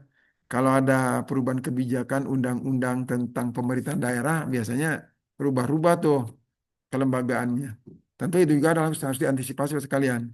Dan itu bisa jadi sebagai dasar untuk kita melakukan diagnosis ya sekalian, apa intervensi yang harus kita lakukan dalam menyikapi ini. Gitu ya. Tuntutan efisiensi kayak sekarang itu sekalian ya, itu juga harus direspon dengan baik. Tuntutan akuntabilitas, keterbatasan sumber daya ya, dan juga perubahan visi dan nilai organisasi. Ini juga adalah merupakan tuntutan yang harus kita respon sekalian dan kita harus masukkan ketika kita melakukan diagnosis terhadap organisasi kita. Maka sekalian, selanjutnya nanti ada beberapa model ya dalam diagnostic reading yang bisa Bapak dan Ibu sekalian lakukan ya. Tapi sekali lagi Bapak Ibu, ya 5 tawaran ini bukan sesuatu yang mutlak. Bapak sudah misalnya itu punya tools yang lain, silakan aja sekalian. Bahkan dengan tools yang paling sederhana sekalipun, dengan menggunakan analisis gap yang tadi sampaikan, ya membandingkan antara kondisi real dengan yang diharapkan untuk menentukan apa faktor penyebab kesenjangan itu, silakan aja Anda Bapak. Ya, seperti itu. Tapi sebagai sumber pembelajaran Bapak Ibu sekalian harus pahami gitu ya. Tapi dalam proper Bapak mau menggunakan ini boleh, tidak juga nggak apa-apa. Tapi sebagai materi pembelajaran Bapak harus pahami ini. Bagaimana? Karena gini, jadi belajar diagnostic reading ini bukan hanya untuk keperluan proper sebenarnya, tapi untuk keperluan Bapak dan Ibu sekalian dalam bekerja sehari-hari. Jadi bagaimana kita misalnya itu menganalisis masalah dalam organisasi kita. Ya, kalau kita punya kemampuan diagnostic reading nanti akan menemukan masalah yang sesungguhnya dalam organisasi. Sehingga intervensi kebijakannya bisa tepat. Tapi kalau kita tidak memahami ini bisa jadi intervensinya salah. Ya, kenapa? Karena diagnosisnya keliru. Nah, bisa jadi seperti itu. Nah, karena itu sekali lagi sekalian, ini kita nanti akan pelajari bersama mengenai 5 apa alat ya atau model di dalam melakukan diagnostik reading. Sebelum kita lanjut, barangkali ada yang mau ditanyakan dulu, silakan Mas sekalian.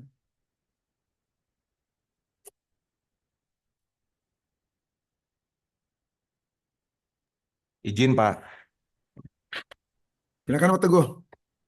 Eh, apabila scopingnya ini langsung interaksi dengan kondisi masyarakat, Pak, dilihat dari kondisi eh, nasional, yang seperti kemarin saya sampaikan bahwa kondisi kita minat baca ini peringkat kedua, negara Indonesia ini kedua dari bawah menurut UNESCO tahun 2021. Jadi kita tuh peringkat ke-61 dari 62 negara dilihat dari gemar membaca. Dilihat dari kita dari Kabupaten Bandung, skalanya ini sedang. Nah, kita mungkin berinteraksinya langsung kepada bagaimana memberdayakan masyarakat secara garis besarnya untuk bisa minat baca. Apakah boleh langsung seperti itu, Pak? Baik, terima kasih. Data dukung itu boleh kita bicara eh, dalam lingkup internasional bahkan gitu ya, atau nasional. Tapi intervensi kita itu harus pada tataran strategi.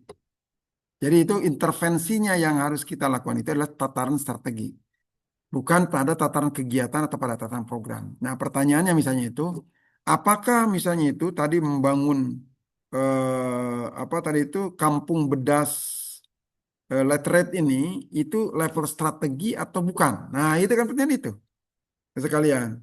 Nah, kalau itu masuk ke level strategi, berarti oke nggak jadi masalah.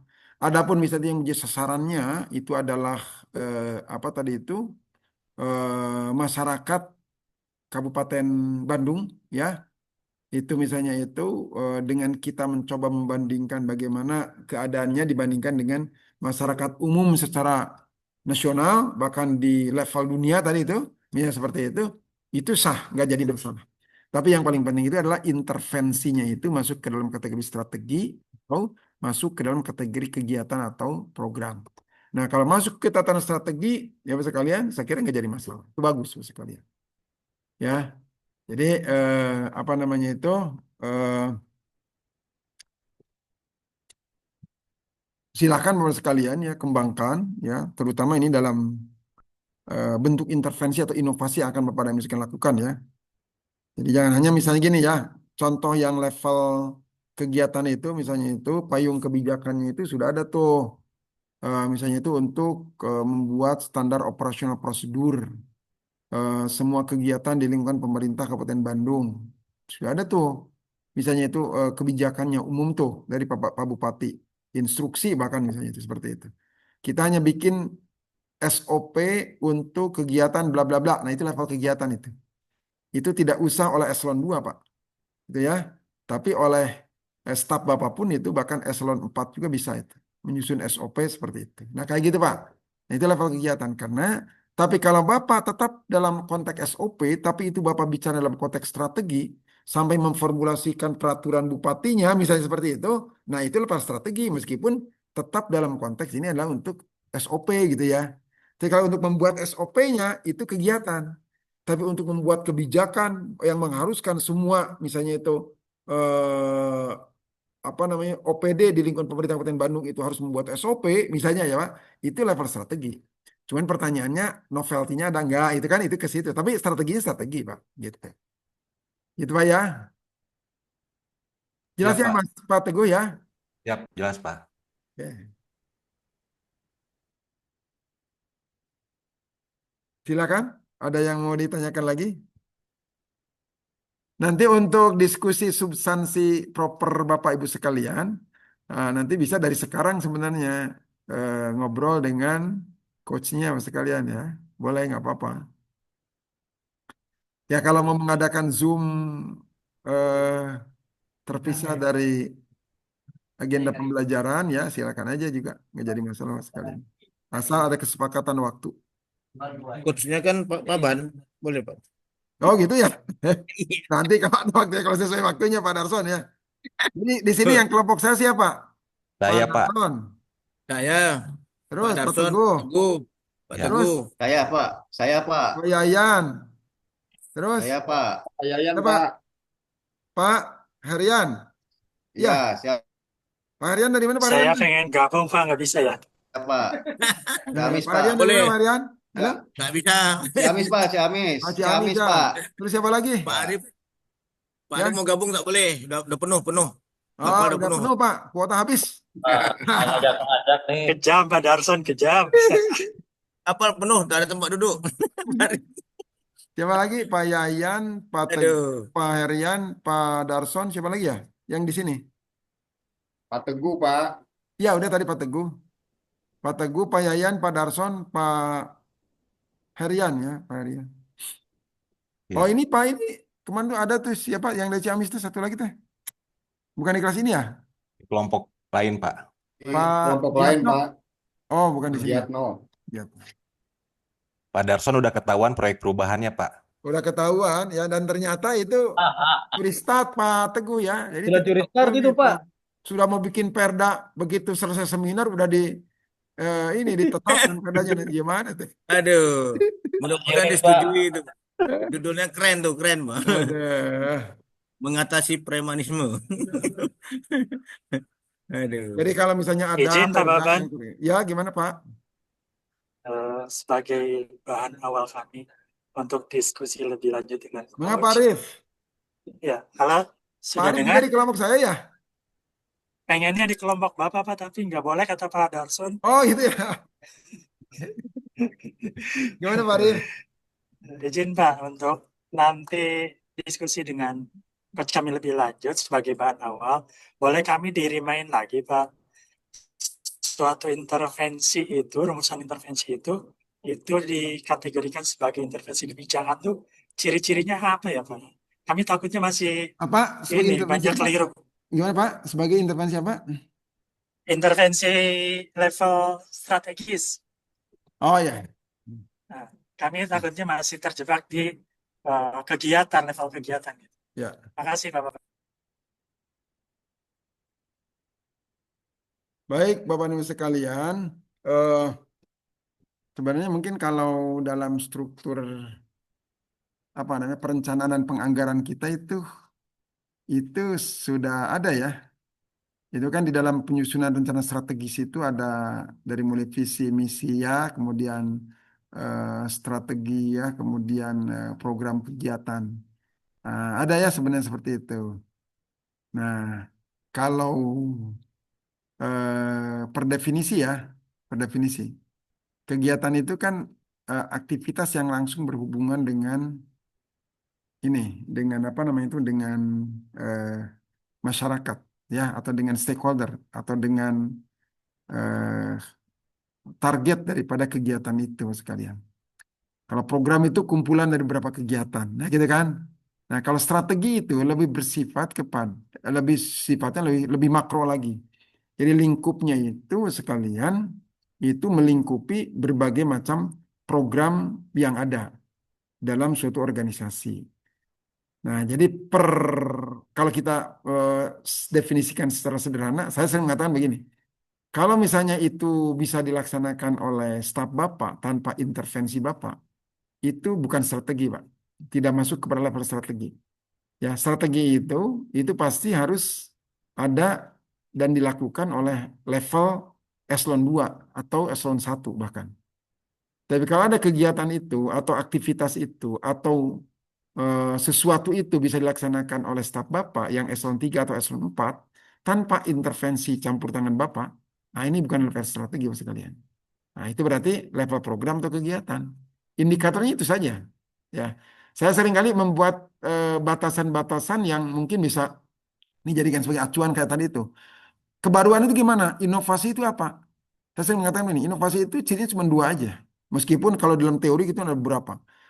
Inovasi itu yang pertama adalah bukan yang biasa, yang kedua bukan yang seharusnya. Itu aja. Ya kalau itu yang biasa dilakukan, bukan inovasi.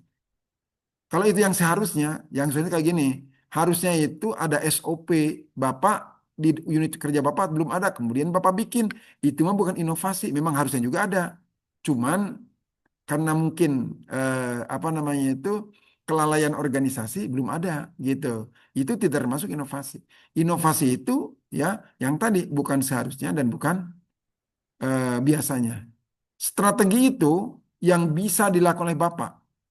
Ya, tidak bisa dilakukan secara mandiri oleh staf Bapak. Eselon 3 dan eselon 4 maksudnya sekalian. Itu aja definisi sederhananya. Ya, tapi kalau kita lihat di dalam susunan sistem perencanaan, strategi itu kan memang level pada unit organisasi. Ya, pada unit organisasi strategi itu. Sedangkan program itu, ya itu biasanya level eselon 3-nya. Kegiatan itu pada level eselon 4-nya gitu. Seperti itu. Nah, boleh nggak misalnya itu ada proyek perubahan, itu ada kegiatan juga. Nggak apa-apa, Pak. Jadi bukan berarti semuanya level strategi, tapi ada level strateginya. Di dalam milestone, misalnya itu ada kegiatan yang dilakukan oleh Bapak dan Ibu sekalian, karena pasti itu ada. Ya, itu nggak jadi masalah, Pak sekalian ya. Itu mungkin, Pak Arif ya. Jadi inovasinya itu misalnya itu Bapak pada level strategi. Misalnya itu membangun kolaborasi antara Kementerian Kehutanan dengan eh, Greenpeace misalnya seperti itu Pak ya. Misalnya misalnya itu. Itu nggak mungkin dilaksanakan selon 3 Pak.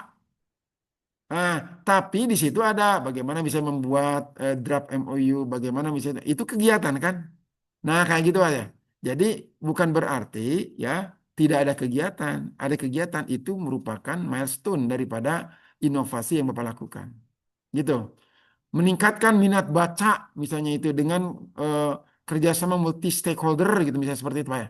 Itu bukan level eselon 3 misalnya gitu. Tapi di situnya ada. Misalnya itu bagaimana eh, apa namanya itu eh, mengajak misalnya itu masyarakat untuk sama-sama berpartisipasi gitu misalnya seperti itu bisa dilakukan oleh eselon 3 juga eselon 2. Tapi tidak apa-apa, itu adalah kegiatan yang merupakan bagian dari milestone ya perubahan yang Bapak lakukan. Begitu Pak. Mungkin kurang lebih seperti itu Pak Arif ya. Kalau seperti itu. Bapak jangan terlalu khawatir. Ya insya Allah Pak itu masuk strategi. Karena biasanya Bapak dan Ibu berpikirnya memang strategi Pak sekalian. Hanya ada beberapa biasanya yang berpikirnya itu kegiatan. Ya, biasanya peserta itu berpikirnya memang strategi. Ya, bukan Jika kegiatan. boleh Pak, Silakan, silakan. yang Freddy Pak. Mengapa Freddy? Ya, saya izin mengingatkan kembali, saya saat ini sebagai inspektur Pak, inspektur daerah. Ya, Baru setahun Pak. Jadi ya. kabupaten kami ini kan baru berumur kurang lebih 23 tahun. Meranti ya? Ya, Bone Bolango Pak. Oh, Gorontalo. boleh bolang. Oh iya lupa. Ya. Selama setahun di sini ada beberapa hal yang saya anggap adalah penyakit organisasi. Yang pertama bahwa yang seharusnya inspektorat itu bisa memberikan add value terhadap organisasi perangkat daerah semenjak dari perencanaan sampai dengan pelaporan itu belum terlihat. Kemudian bisa memberikan solusi terhadap persoalan-persoalan yang terjadi di organisasi perangkat daerah. Nah, saya mencoba, kemudian yang ketiga Pak, paradigma yang saat ini ada di inspektorat itu adalah masih pada tataran paradigma watchdog, artinya menunggu di akhir. Nah, harusnya kan menjadi trust advisor atau sampai pada level strategic partner. Nah, saya lihat ini yang menjadi permasalahan adalah SDM-nya. Karena kurang lebih hampir ya 9 sampai 10 tahun itu kompetensi SDM ini kurang di-upgrade. Kalaupun ada tapi ya hanya sekitar 0,05% dari sumber daya yang ada. Kemudian juga keterbatasan sarana prasarana dan kurangnya kolaborasi. Tapi saya melihat bahwa penyakit ini masih pada tataran teknis Pak. Artinya ketika saya mungkin diklatkan SDM saya, kemudian saya penuhi sarana prasarana, persoalannya selesai.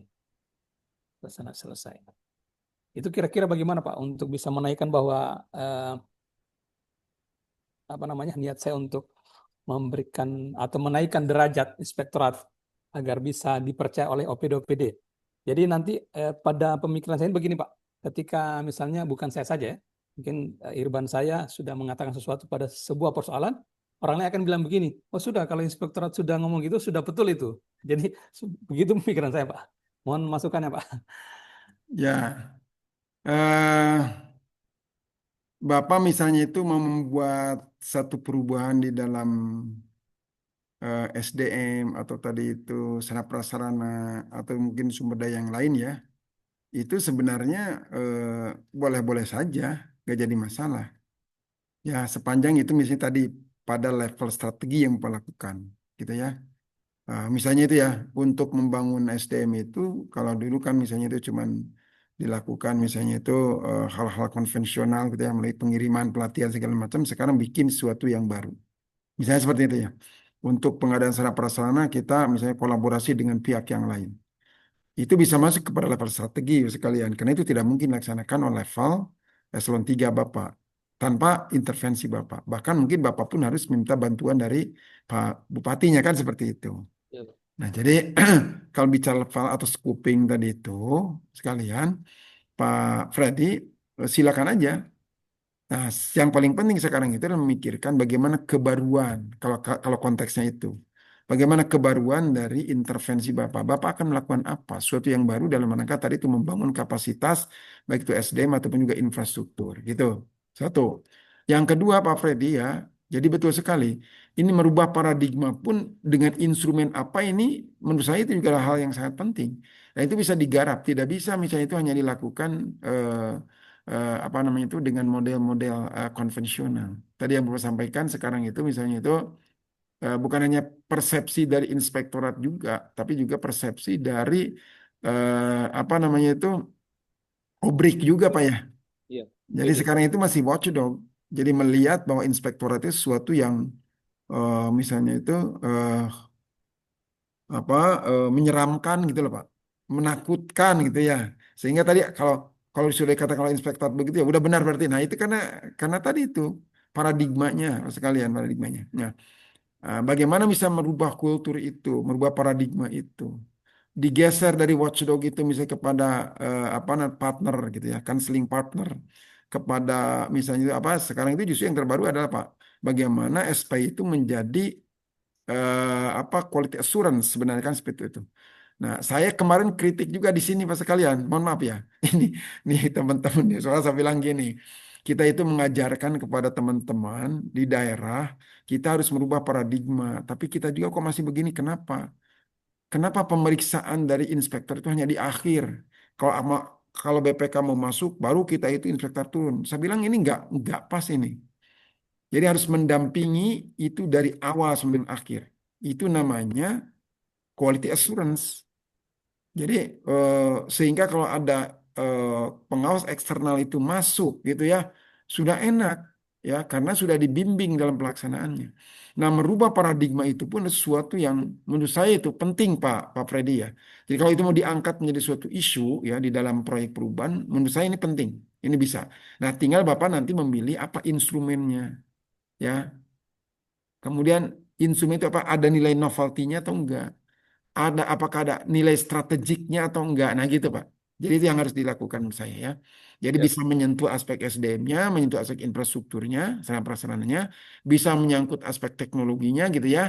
Bisa saja dalam rangka merubah paradigma tadi misalnya seperti itu. Nah, hanya tadi ya. Jadi dua hal novelty-nya apa dan level strategik atau enggak. Jadi pada ranah apapun sebenarnya itu bisa diangkat Pak pada level yang lebih tinggi, level strategi tadi itu Pak. Ya, nah, hanya eh, sampai di mana? Yang tadi sampai di Pak Arif sampaikan nih. Jadi Pak, kalau masalahnya SDM berarti bukan strategi, enggak begitu, bukan begitu. Kalau menyusun sistem dan prosedur ini bukan strategi, bukan begitu. Tergantung ranah mananya akan disentuh oleh Bapak. Kalau sudah masuk ke ranah kebijakan ya yang yang lingkupnya luas harus tetap oleh Pak Bupati misalnya seperti itu loh. Itu pasti itu ranah strategi Pak. Misalnya seperti itu. Kecuali kalau diada-adakan ini nggak perlu nih sama sama peraturan Bupati. Ini mah nggak pakai peraturan juga ini sudah bisa dilaksanakan ya. Nah itu dibuat-buat namanya. Tapi ada substansi-substansi tertentu yang kita lakukan itu tetap harus dipayungi oleh misalnya kebijakan. Itu pasti itu ranah strategi Pak. Kalau misalnya seperti itu.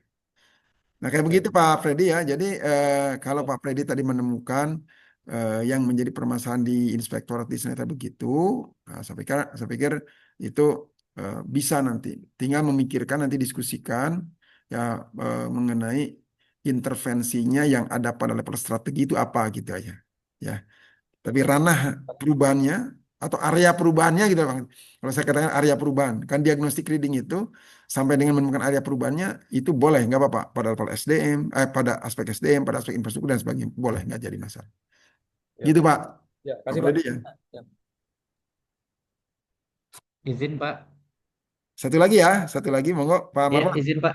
Iya Pak. Saya kembali membahas mungkin untuk proper saya nanti Pak. Karena kembali, karena saya berkeinginan dari dulu sebenarnya gitu Bapak ngasih paparan ingin Bapak jadi coach saya, namun udah diatur itu kan sama panitia. Oh ya, ya.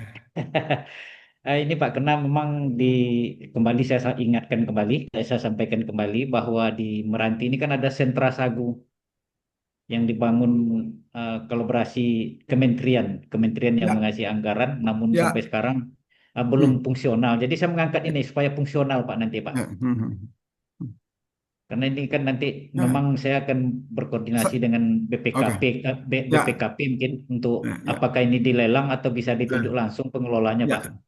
Kalau Ya saya nanti sebagai coachnya saya langsung setuju Pak Marwan. sangat setuju Pak ya, Itu oke Pak. Mungkin level strategi Pak. Itu bagus itu iya, ya. iya, iya. Dan nggak mungkin dilaksanakan tanpa bantuan Bapak untuk oleh eselon 3 atau eselon 4. Apalagi ya, nggak Siap, mungkin itu Pak. siap Pak. Jadi Bapak Mungkin akan itu membangun Pak. kolaborasi dalam rangka tadi mengaktifkan apa tadi sentra Sentra industri sagu. industri sagu ya. Itu kira bagus Iya tuh. benar Pak. Saya setuju langsung Ah, tuh. Ya, iya siap. Terima kasih silakan Pak. lanjut Pak. Iya Lanjut. Pak, makasih Pak. Teman gini, Bapak di dinas apa? Dinas Perindustrian Oh ya Perdagangan, Pak. cocok ya. Cocok, Pak. Saya Ah, takutnya ah. Bapak di BKD gitu ya. Enggak, Ah, enggak. atau di inspektorat gitu ya kayak Enggak. Ah, ini. ah.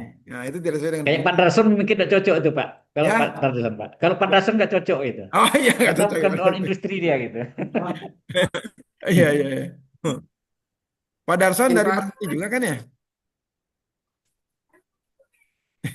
Bukan ya. Ya Pak, Pak Darson dari Kepri kan? Mana? Dari Kepri Pak, Kepri ya? Kepri, ya Provinsi. Kepulauan Riau, Provinsi. ya provinsi Pak, Oh, provinsi. provinsi. Ya. Baik, Bapak sekalian, kita lanjut dulu ya. Masih ada beberapa slide yang ingin saya sampaikan kaitan dengan sekali lagi Bapak sekalian, meskipun tidak Bapak gunakan di dalam proper ini, Bapak sekalian, ini adalah apa namanya itu sesuatu yang harus Bapak dan Ibu sekalian pahami ya sebagai apa namanya tools ya yang bisa digunakan dalam mendiagnosis organisasi. Yang pertama adalah yang disebut dengan kok kenapa nggak bisa jalan ini? Bentar, Pak ya. Yang pertama yang disebut dengan diagram pohon masalah. Nah, ini mah sudah biasa sekalian ya. Jadi pohon masalah. Jadi masalah dibikin pohon. Ini yang disebut dengan tree diagram sekalian ya.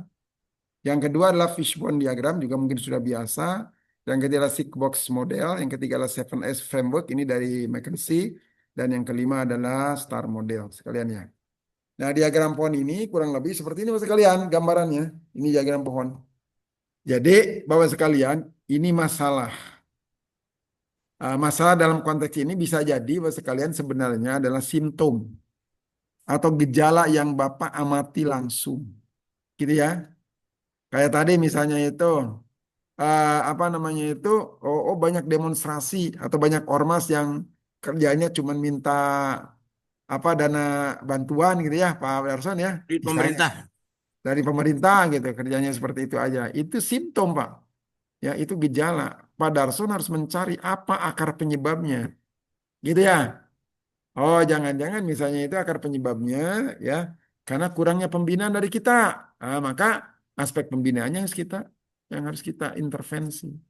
Oh, misalnya itu karena aturan yang ada nih di dalam kaitan dengan ormas ini terlalu lunak. Tidak ada misalnya itu yang membatasi ya atau yang melarang misalnya itu ya atau misalnya itu yang eh, persyaratan-persyaratan yang diwajibkan ya kalau ormas itu ingin mendapatkan bantuan ya seperti itu. Maka Bapak masuk di situ gitu ya misalnya itu. Jadi membuat misalnya persyaratan-persyaratan yang eh, harus dipenuhi oleh ormas misalnya seperti itu. Kalau dia ingin mendapatkan ini, tapi bukan hanya persyaratan-persyaratan administratif. Nah, saya sarankan kalau Pak harus masuk di situ, yang hanya persyaratan administratif, tapi persyaratan-persyaratan yang sifatnya substantif. Nah, itu yang ditonjolkan dalam inovasi Bapak. Nanti wujudnya adalah peraturan gubernur, itu adalah output, Pak, ya. Itu adalah Oh, output. Tapi inovasinya itu misalnya itu apa nih persyaratan apa yang akan dimasukkan nih sebagai persyaratan. Nah, gitu misalnya seperti itu. Misalnya apakah misalnya dia harus menerapkan ya sistem misalnya ini Pak ya penilaian kinerja misalnya seperti itu. Itu dulu ada Pak.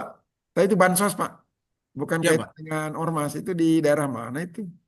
Dan dia masuk ke lomba inovasi itu di Samarinda.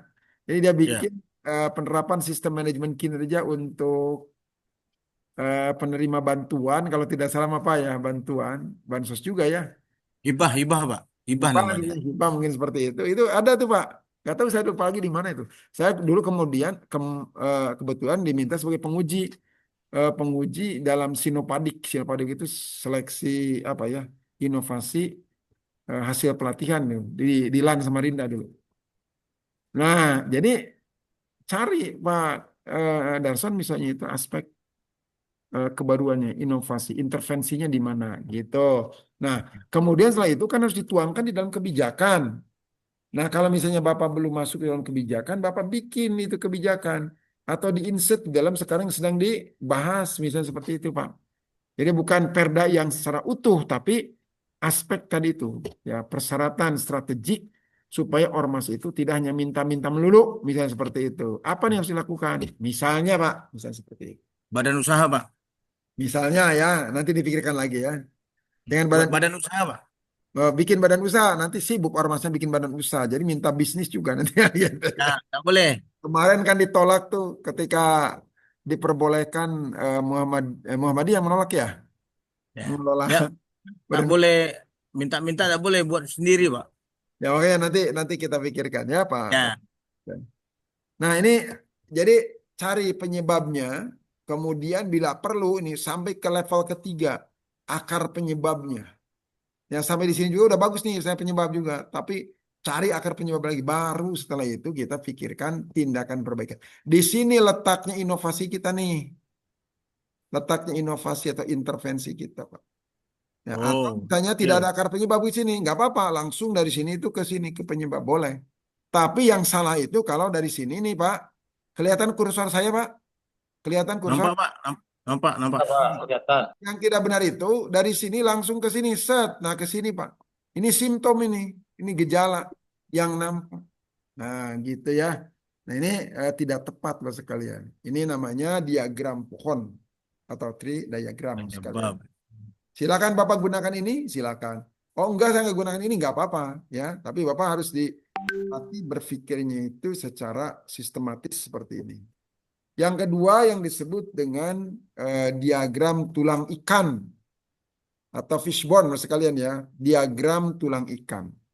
Jadi kalau diagram tulang ikan itu, Mas sekalian, dari masalah atau gejala yang kita lihat itu, ya, Bapak bikin kira-kira apa sih faktor penyebabnya itu kalau kita bikin kategorisasi. Mungkin ada kelompok penyebab satu, kelompok penyebab dua, kelompok penyebab tiga, kelompok penyebab empat, kelompok penyebab lima, kelompok penyebab enam, apa. Gitu Pak ya.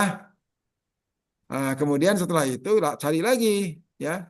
Dari setiap kelompok penyebab itu penyebab yang paling dominan. Dari setiap kelompok itu apa. Ya. Nah kayak gini Pak. Jadi misalnya gini, masalah ini muncul tadi kayak Pak mana itu? Pak Ferdi ya. Ferdi. Bikin di sini bisa kelompok SDM, kelompok infrastruktur, kelompok teknologi, kelompok misalnya itu pola pikir yang tadi itu kayak apa namanya itu? eh apa eh, yang watchdog itu ya Pak? Nah, dan lain-lain Pak. Ya, aspek-aspek yang lain. Nah, kemudian dari sisi pola pikir apa nih yang menyebabkan masyarakat ya atau stakeholder berpikir bahwa inspektor itu adalah sebagai pengawas, seperti pengawas eksternal bukan SPI, bukan sebagai partner, bukan sebagai penjamin mutu, tapi bersifat watchdog. Kenapa ini alasannya? Oh, karena masyarakat atau stakeholder tidak tahu, tidak paham. Artinya nanti akan memunculkan intervensinya Pak edukasi misalnya seperti itu. Nah, kenapa SDM-nya kurang misalnya gitu? Oh karena kurang dana, gitu ya misalnya itu.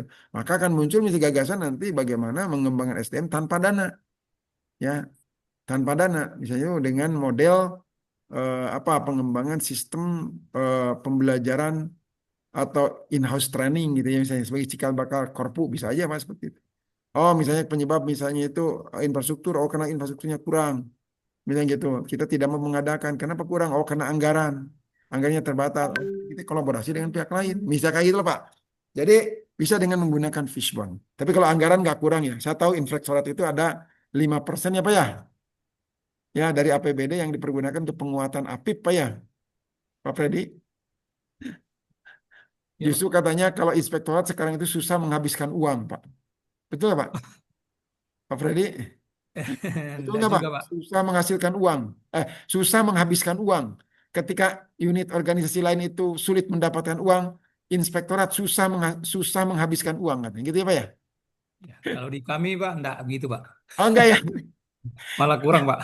Saya saya itu kemarin itu tahun kemarin Pak itu diminta untuk memberikan masukan bagaimana menyusun ini eh, intinya ya yang yang dana penguatan APIP itu untuk apa saja gitu.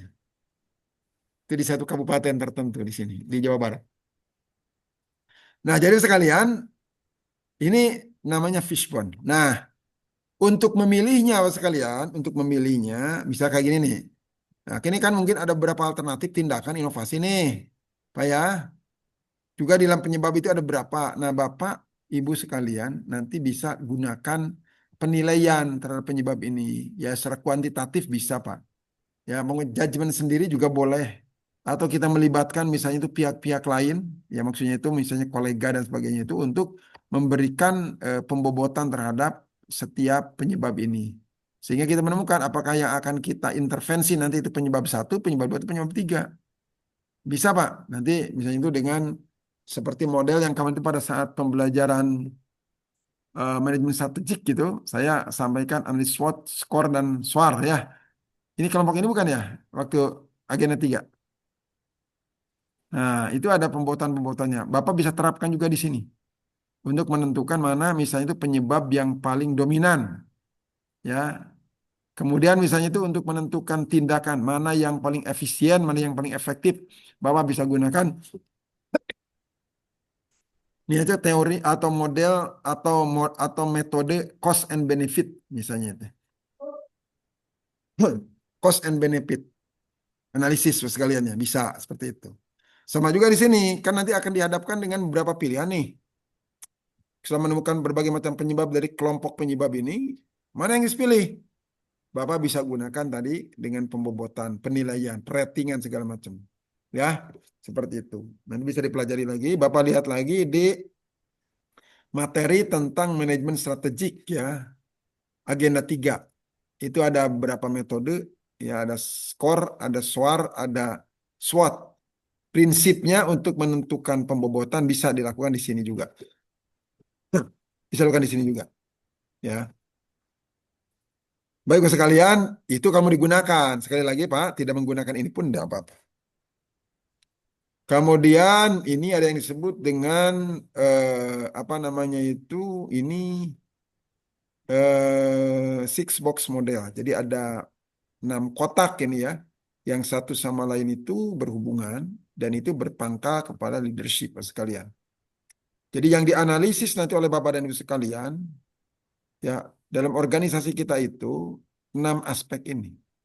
Pertama adalah purpose, jadi tujuan daripada organisasi itu gimana, sudah tepat atau belum.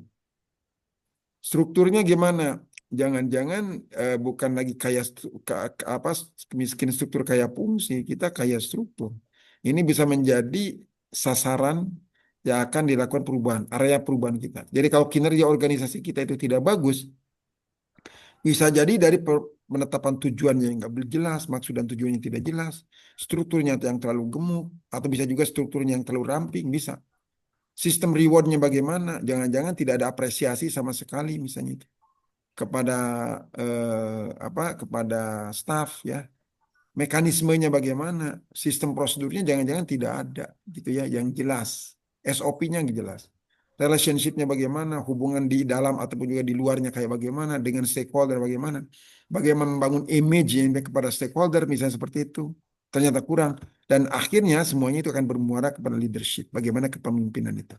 Tapi Bapak sekalian, sekali lagi Bapak bisa secara parsial melihat aspek-aspek ini. Jadi intervensi Bapak nanti dalam perubahan itu, lihat mana ini yang paling lemah di sini. Gitu sekalian ya, yang jadi masalah. Ya, oleh karena itu, tentu Bapak sekalian dalam mendiagnosis itu data diperlukan, Bapak sekalian ya. Kemudian yang keempat ada yang disebut dengan 7S ya. 7S framework ini dari McKinsey Bapak sekalian ya. Ini yang bersama dengan tadi, tapi ini lebih komprehensif karena ada 7 ya faktor yang dianalisis ya. Structure, system, style. Jadi gaya kepemimpinan pun itu dilihat, staff pun bagaimana itu dilihat juga Bapak sekalian. Skills ya dari setiap pegawai yang ada itu juga dilihat. Artinya di sini kompetensi ya Bapak sekalian ya. Staffing bagaimana pembagian kerja ini juga harus dilihat sekalian. Strategi ya dan juga superordinate goals-nya itu bagaimana. Nah, ini juga bisa digunakan sekalian di dalam mendiagnosis organisasi kita. Nah, Bapak sekalian, Bapak bisa ambil 1, 2, atau 3, misalnya itu aspek, dan disitulah inovasi kita akan digunakan. Jika strukturnya misalnya itu yang bermasalah, maka bidiklah struktur. Sekarang strukturnya misalnya itu nggak jelas tuh pembagian peran dan fungsinya. Bisa itu, Bapak Ibu sekalian, bidik di situ. Ada pembenahan dalam struktur misalnya itu. Itu kalau struktur biasanya itu sampai ke level peraturan daerah Pak ya. Kalau misalnya itu struktur Pemda, kalau struktur dalam organisasi OPD sendiri mungkin tidak perlu ya Pak ya. Cukup dengan peraturan bupati atau gubernur. Ya, sistem ini bisa jadi ini adalah bisnis prosesnya Pak ya. Ini juga harus diperhatikan, dianalisis. Ya, style gaya kepemimpinan ini juga hal yang sangat penting mas sekalian. Meskipun ini tidak tangible ya, tapi ini sangat-sangat berpengaruh. Jadi gaya kepemimpinan itu eh, bisa dilakukan perubahan. Kalau tadinya misalnya itu terlalu apa namanya itu terlalu eh mohon maaf diktator misalnya itu kurang demokratik misalnya seperti itu, nah, ciptakan. Tapi harus ada instrumennya, bagaimana mengubah ya, mengubah eh, gaya itu ya, itu tidak mudah. Harus ada instrumen, harus ada instrumen. Dan instrumen itu nanti akan ditetapkan dalam bentuk kebijakan. Ya, misalnya gini Pak ya, biasanya misalnya itu program dan kegiatan itu sangat top down misalnya itu. Pokoknya kata pimpinannya harus program A, B, C, D, nah, bisa seperti itu. Nah, kita tahu seperti itu. Itu kan tidak demokratik, Pak. Itu adalah diktator. Nah, kita sekarang akan rubah. Jadi, bagaimana mekanisme penyusunan program? Misalnya menampung aspirasi dari bawah, terus gitu kan seperti itu. Dibahas di mana, dibahas di mana. Nah, misalnya seperti itu Mas sekalian. Itu style Mas sekalian kepemimpinan, ya. Dan seterusnya Mas sekalian ya. Dan yang terakhir yang disebut dengan yang ditawarkan ya Mas sekalian star model.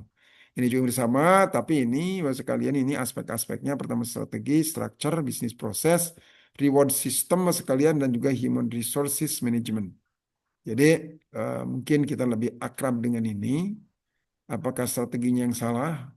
Kalau kita bicara agenda 3 itu misalnya Pak ya, misalnya gini, kenapa organisasi kita itu tidak berkembang? Oh, jangan-jangan strategi. Kita terlalu banyak defensif. Harusnya kita ofensif. Misalnya Pak ya, oh kita ternyata salah strategi. Kita mengira bahwa kita itu adalah organisasi yang sangat kuat dengan peluang yang tinggi. Ternyata kita itu adalah baru berdiri nih, banyak kelemahannya. Nah, seperti itu. Tetapi peluang di situ juga banyak, maka kita harus kolaborasi. Nah, gitu Pak. Nah, jadi kita evaluasi itu di diagnosis. Ya, jadi kita harus merubah tuh strateginya. Tadinya misalnya itu open shift atau growth menjadi misalnya diversification misalnya seperti itu atau eh, apa namanya itu melakukan efisiensi ke dalam misalnya seperti itu. Strukturnya tadi sudah dibahas, bisnis proses juga sudah, kemudian reward system mas sekalian, atau misalnya itu fokus kepada human resource manajemennya bagaimana ya. Misalnya ternyata akar masalah di organisasi kita itu adalah mereka misalnya motivasinya kurang. Ya, solusinya bukan hanya mengatakan harus ditingkatkan motivasi, bukan, tapi instrumen untuk meningkatkan inovasi itu apa? Instrumen untuk meningkatkan motivasi itu apa? Misalnya itu diterapkan manajemen talenta. Ya, misalnya Pak ya seperti itu. Kenapa sih di pemerintah daerah Meranti ini sekarang itu misalnya kinerjanya susah untuk ditingkatkan? Itu ternyata motivasinya kurang. Kenapa kurang motivasinya? Oh, ternyata misalnya itu di situ ada persepsi dari pegawai. Untuk apa saya berkinerja tinggi? Toh yang berkinerja tinggi pun tidak mendapatkan apresiasi apa-apa. Ya, penempatan seorang dalam jabatannya berdasarkan urutan kepangkatan misalnya gitu. Nah, itu kan ketemu tuh masalahnya. Ya, solusinya apa? Terapkan manajemen talenta. Misalnya seperti itu. Kemarin di Palembang, di BPSDM Sumatera Selatan, kemudian saya jadi coach di situ. Saya nggak tahu sampai sekarang sudah sampai di mana. Nah, saya dorong implementasi manajemen talenta kepala BKPSDM. Maaf, kepala BKD ya, BKD. Nah, itu sudah sampai di mana itu? Nah, kayak begitu sekalian. Jadi silakan Bapak Ibu sekalian analisis ya, diagnostic reading dalam konteks ini dengan menggunakan tools ini ya mau Bapak gunakan sekali lagi atau paling tidak hanya menggunakan tadi gap analysis. Ya. Kondisi saat ini, kondisi yang diharapkan bagaimana, gapnya apa, penyebabnya apa. Udah, itu juga nggak jadi masalah. Karena Bapak saya anggap sebagai dokter organisasi yang sudah pengalaman. Ya, Pak Darson itu sudah lama di Kesbang, Pak. Pak Darson sudah berapa lama? Halo Pak, Setahun, Pak. Belum berapa? setahun. Setahun? Belum setahun. Sebelum Oh, belum belum setahun. sebelum Nah, Bapak berarti belum dianggap sebagai dokter pengalaman, Pak ya. sebelumnya di distrik, Pak. Oh ya, kalau Pak Freddy sudah berapa lama di ini? Di Doktorat 1 tahun 3 bulan, Pak. agak lumayan lah pengalaman. Jadi sudah bisa membaca. Kondisi ya. Pak Marwan sudah berapa lama di Perindak? Pak Marwan berapa lama? Kalau saya di Kadisnya udah 2 tahun juga, Pak. Sebelumnya di mana? Sebelumnya di BPKAD, Pak. Mereka ada 2 tahun sudah lumayan lah. Jadi sudah bisa Iya. mendiagnosis. Jadi sudah pengalaman. Jadi ini pengalaman Pak. Saya dulu itu pernah awal masuk di LAN itu sakit Pak. Sakit. Bener ini Pak. Serius. Ini ada Pak dokter di sini nggak? Ada dokter nggak di sini? Halo. Ada dokter di sini nggak? Jadi saya dibawa ke dokter Pak. Saya dibawa ke dokter. Waktu itu masih bersatu, masih di rumah mertua. Apa diagnosis dokter itu? Usus buntu Pak. Luar biasa itu usus buntu. Sampai dia menyarankan kalau Bapak eh, terasa jam berapapun cepat bawa ke rumah sakit. Harus dioperasi. Kasih obat. Tapi saya nggak yakin. Besoknya masih tetap panas dingin gitu kan, menggigil.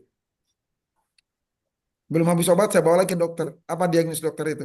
Nah, diagnosis dokter itu lama juga memeriksanya Pak. Wah ini radang tenggorokan dari usus buntu ke radang tenggorokan Pak. Nah ini kan ini. Nah, tapi saya belum puas juga. Saya bilang ke mertua waktu itu ya, udah aja ke rumah sakit. Ya ke rumah sakit. Saya pada datang ke rumah sakit itu ada dokter senior, dokter ahli penyakit dalam. Nah, ini kenapa? Saya didorong kan di troli. Ini kenapa? Ini pas lagi gini. Coba lihat ke lidahnya. Saya udah maaf nih. Ini. Terus coba lihat matanya ini. Wah, ini tifus dia bilang. Gak tahu Pak, perasaan saya keserak gitu loh. Pak. Dan ternyata tifus. Ini Bapak kalau sudah 2 tahun ini dua dokter pengalaman. Jadi Pak Marwan itu sudah melihat itu masalah gitu. Ini misalnya gitu ya. Jadi saya sudah menjadi Sampai dokter senior. sampai kurus juga, Pak, masuk ke sini, Pak. Ah, Karena belum pernah melaksanakan kegiatan fisik, masuk ke sini fisik langsung kurus, Pak. oh gitu ya. Iya. Oke, mudah-mudahan lancar nanti ya, Pak.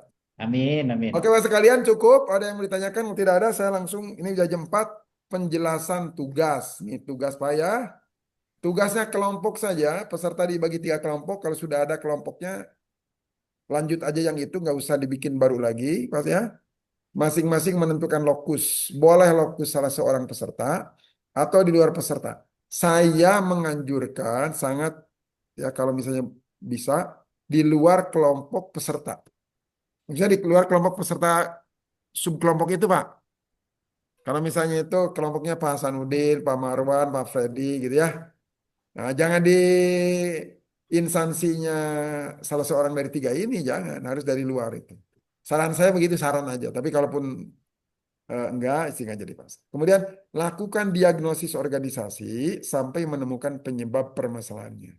Saya sarankan ini gunakan salah satu atau 2 tools yang tadi sampaikan, ya. Ya, jadi meskipun dalam proper Bapak tidak mesti menggunakan itu, tapi Bapak gunakan tools yang tadi disampaikan. Cukup Bapak Ibu sekalian? Kita akan berjumpa lagi kapan? Besok, ya. Besok kita akan jumpa lagi. Tadi skenario-nya kan Jadi dikumpul kapan, Pak? gimana Pak? Dikumpulkannya kapan, Pak? Ini tugas. Itu karena besok dipresentasikan, jadi dikumpulkannya nanti malam. Ya, asinkronusnya itu besok jam setengah 8 kan sebenarnya Pak ya. Boleh dikumpulkannya itu boleh hari Jumat jam 10 paling lambat Pak ya. Boleh besok jam 10 paling lambat. Jadi Bapak tidak usah bikin panjang-panjang, ya identifikasi masalahnya apa, penyebabnya apa, kemudian sajikan di dalam PPT ya sekalian seperti itu. Dari kasus-kasus di organisasi yang Bapak pilih sebagai lokus. Jelas Pak?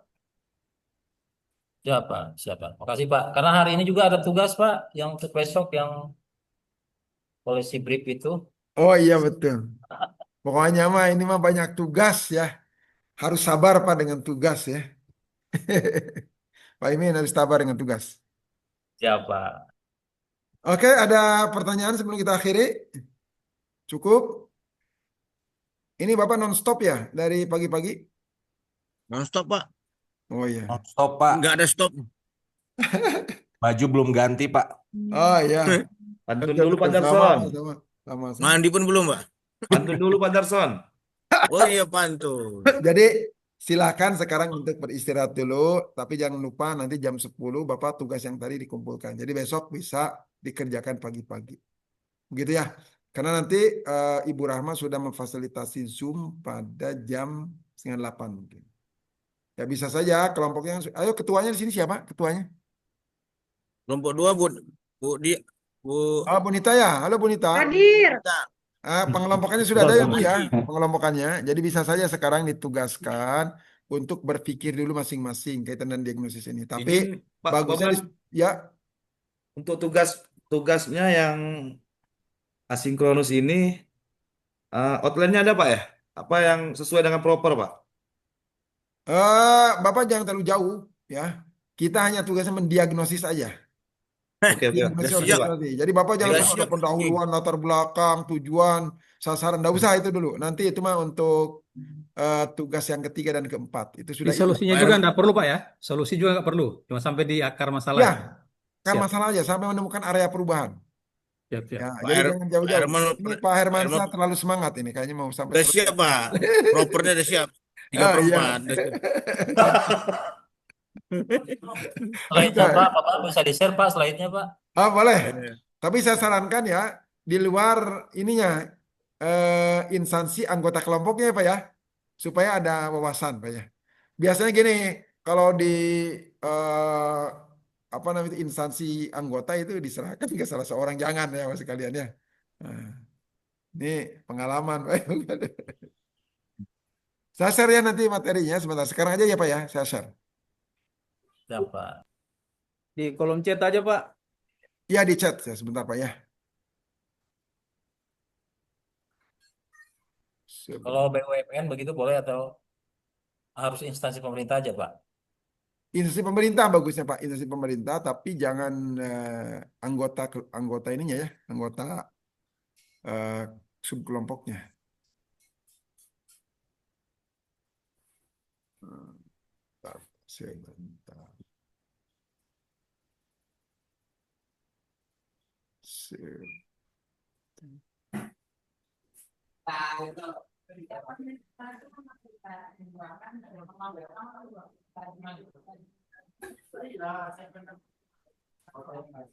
Jadi Bapak sekalian, saya ingatkan supaya apa namanya, supaya Bapak nanti tidak kepepet waktu, memang harus dari sekarang difikirkan mengenai ininya Pak, mengenai eh, hasil diagnosis Bapak, dikomunikasikan dengan mentornya, kemudian kalau sudah sampai kepada gagasan inovasi, disampaikan juga. Tapi jangan mulai dulu gitu ya. Karena belum disetujui kan oleh penguji, belum, oleh Oh, oleh betul. coach juga belum dikomunikasikan ya. Oh, Nah, takutnya Bapak Ibu sekalian sudah melangkah jauh ya, tapi iya. misalnya itu Sudah selesai tuh. apalagi sudah selesai. Pak Gode udah siap, Pak. 2 per 4 dia.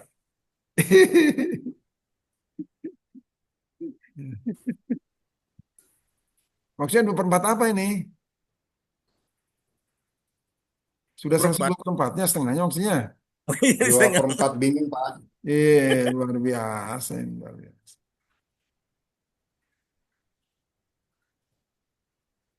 Mana tadi itu ya? Terlalu banyak ini. Ini.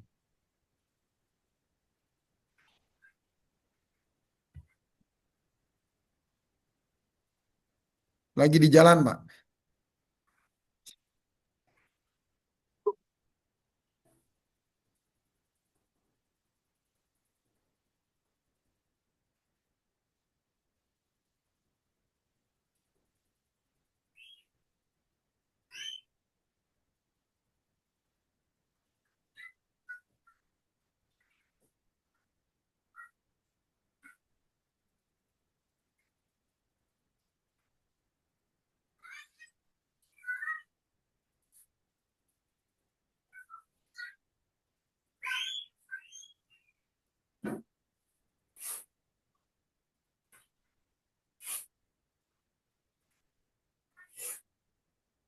Nah, lagi proses, Pak.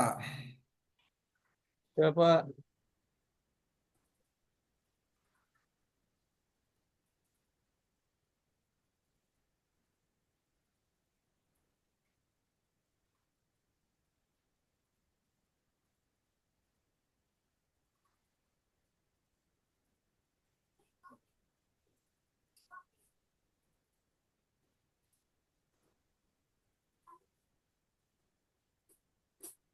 Besok padat nggak, Pak? Belum dapat jadwalnya, Pak.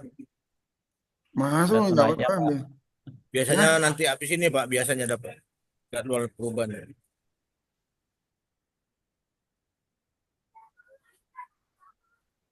Besok masuk setengah 8 ini, waktu Indonesia Barat ini. ya. Yep. Itu setengah 8 itu asinkronusnya, Pak ya. Oh, sinkron. Asinkronus. Jadi yang mendiskusikan yang tadi itu sampai kan menghasilkan produk nanti ya. Nah, kalau sinkronusnya jam 10.15 berarti, Jam, Pak. 10.15. ya, jam 10. Tapi di waktu Indonesia Tengah sudah mau dekati sholat Jumat, Pak. Oh iya bener ya. Ya. Gimana tuh ya? Apa mau dipindah ke sore? Nggak tahu tuh ya. Tapi di jadwal Dipajuin sendiri. aja nggak apa-apa, Pak. Jam Gimana? 10. Dipajuin Gimana? nggak apa-apa, Pak. Jam 10 atau Jam, jam 10 kurang seperempat. ya Setengah jam 10 10 lah. boleh lah jam 10 ya. Kalau jam 10 kurang seperempat kayaknya ini Pak Teguh terlalu nanti Mepet. asinkronusnya jadinya terlalu sebentar. Takutnya Ya. kasihan Bapak-bapak. Jam 10 aja ya. Halo? Sinkronusnya kita mulai jam 10. Ya, Pak. Ya, Pak, siap. Materinya sudah sampai, Pak. Sudah ya? Oke. Ya, Pak. Baik, Bapak sekalian, kan sudah sampai, kita akhiri dulu untuk pertemuan kali ini. Dan besok kita akan berjumpa lagi pada jam 10. Tapi siap dengan presentasi tugas yang barusan ya, Bapak sekalian ya. Siap dengan presentasi tugas yang barusan. Siap, siap. Terima kasih, mudah-mudahan sehat selalu. Jaga kesehatan, banyak minum karena banyak duduk ya. Saya juga Amin, sama amin. ini bawa ini tuh. Pak. Siap. Jadi harus pakai tempat air yang besar. Mudah-mudahan sekali lagi ada Ya, manfaatnya bertemu kita ini ya, apa kita Amin. silaturahmi. Assalamualaikum warahmatullahi wabarakatuh. Waalaikumsalam warahmatullahi Terima wabarakatuh. kasih, teman-teman. Sami-sami Bapak Ibu sekalian. Sip, Mari Terima Bapak. kasih, Bang. Sehat, sukses. Pak Darson Iya. belum pantun tuh. Eksa semuanya, pantunnya belum keluar nih Pak Darson. Gak apa-apa besok aja di 2 ya Pak Darson pantunnya. Biar apa yang besok? Besok rapat. Besok, besok aja, Pak. Ya siap. Saya izin live ya. Ya, Ya, Pak. ya. Yo. Ya, Pak. Pak Darson, topinya mana, Pak Darson? Hah? Topinya mana? Oh, topinya tinggal. Topi Saya, Pak. topi topi bawah sudah siap belum buat malam Jumat?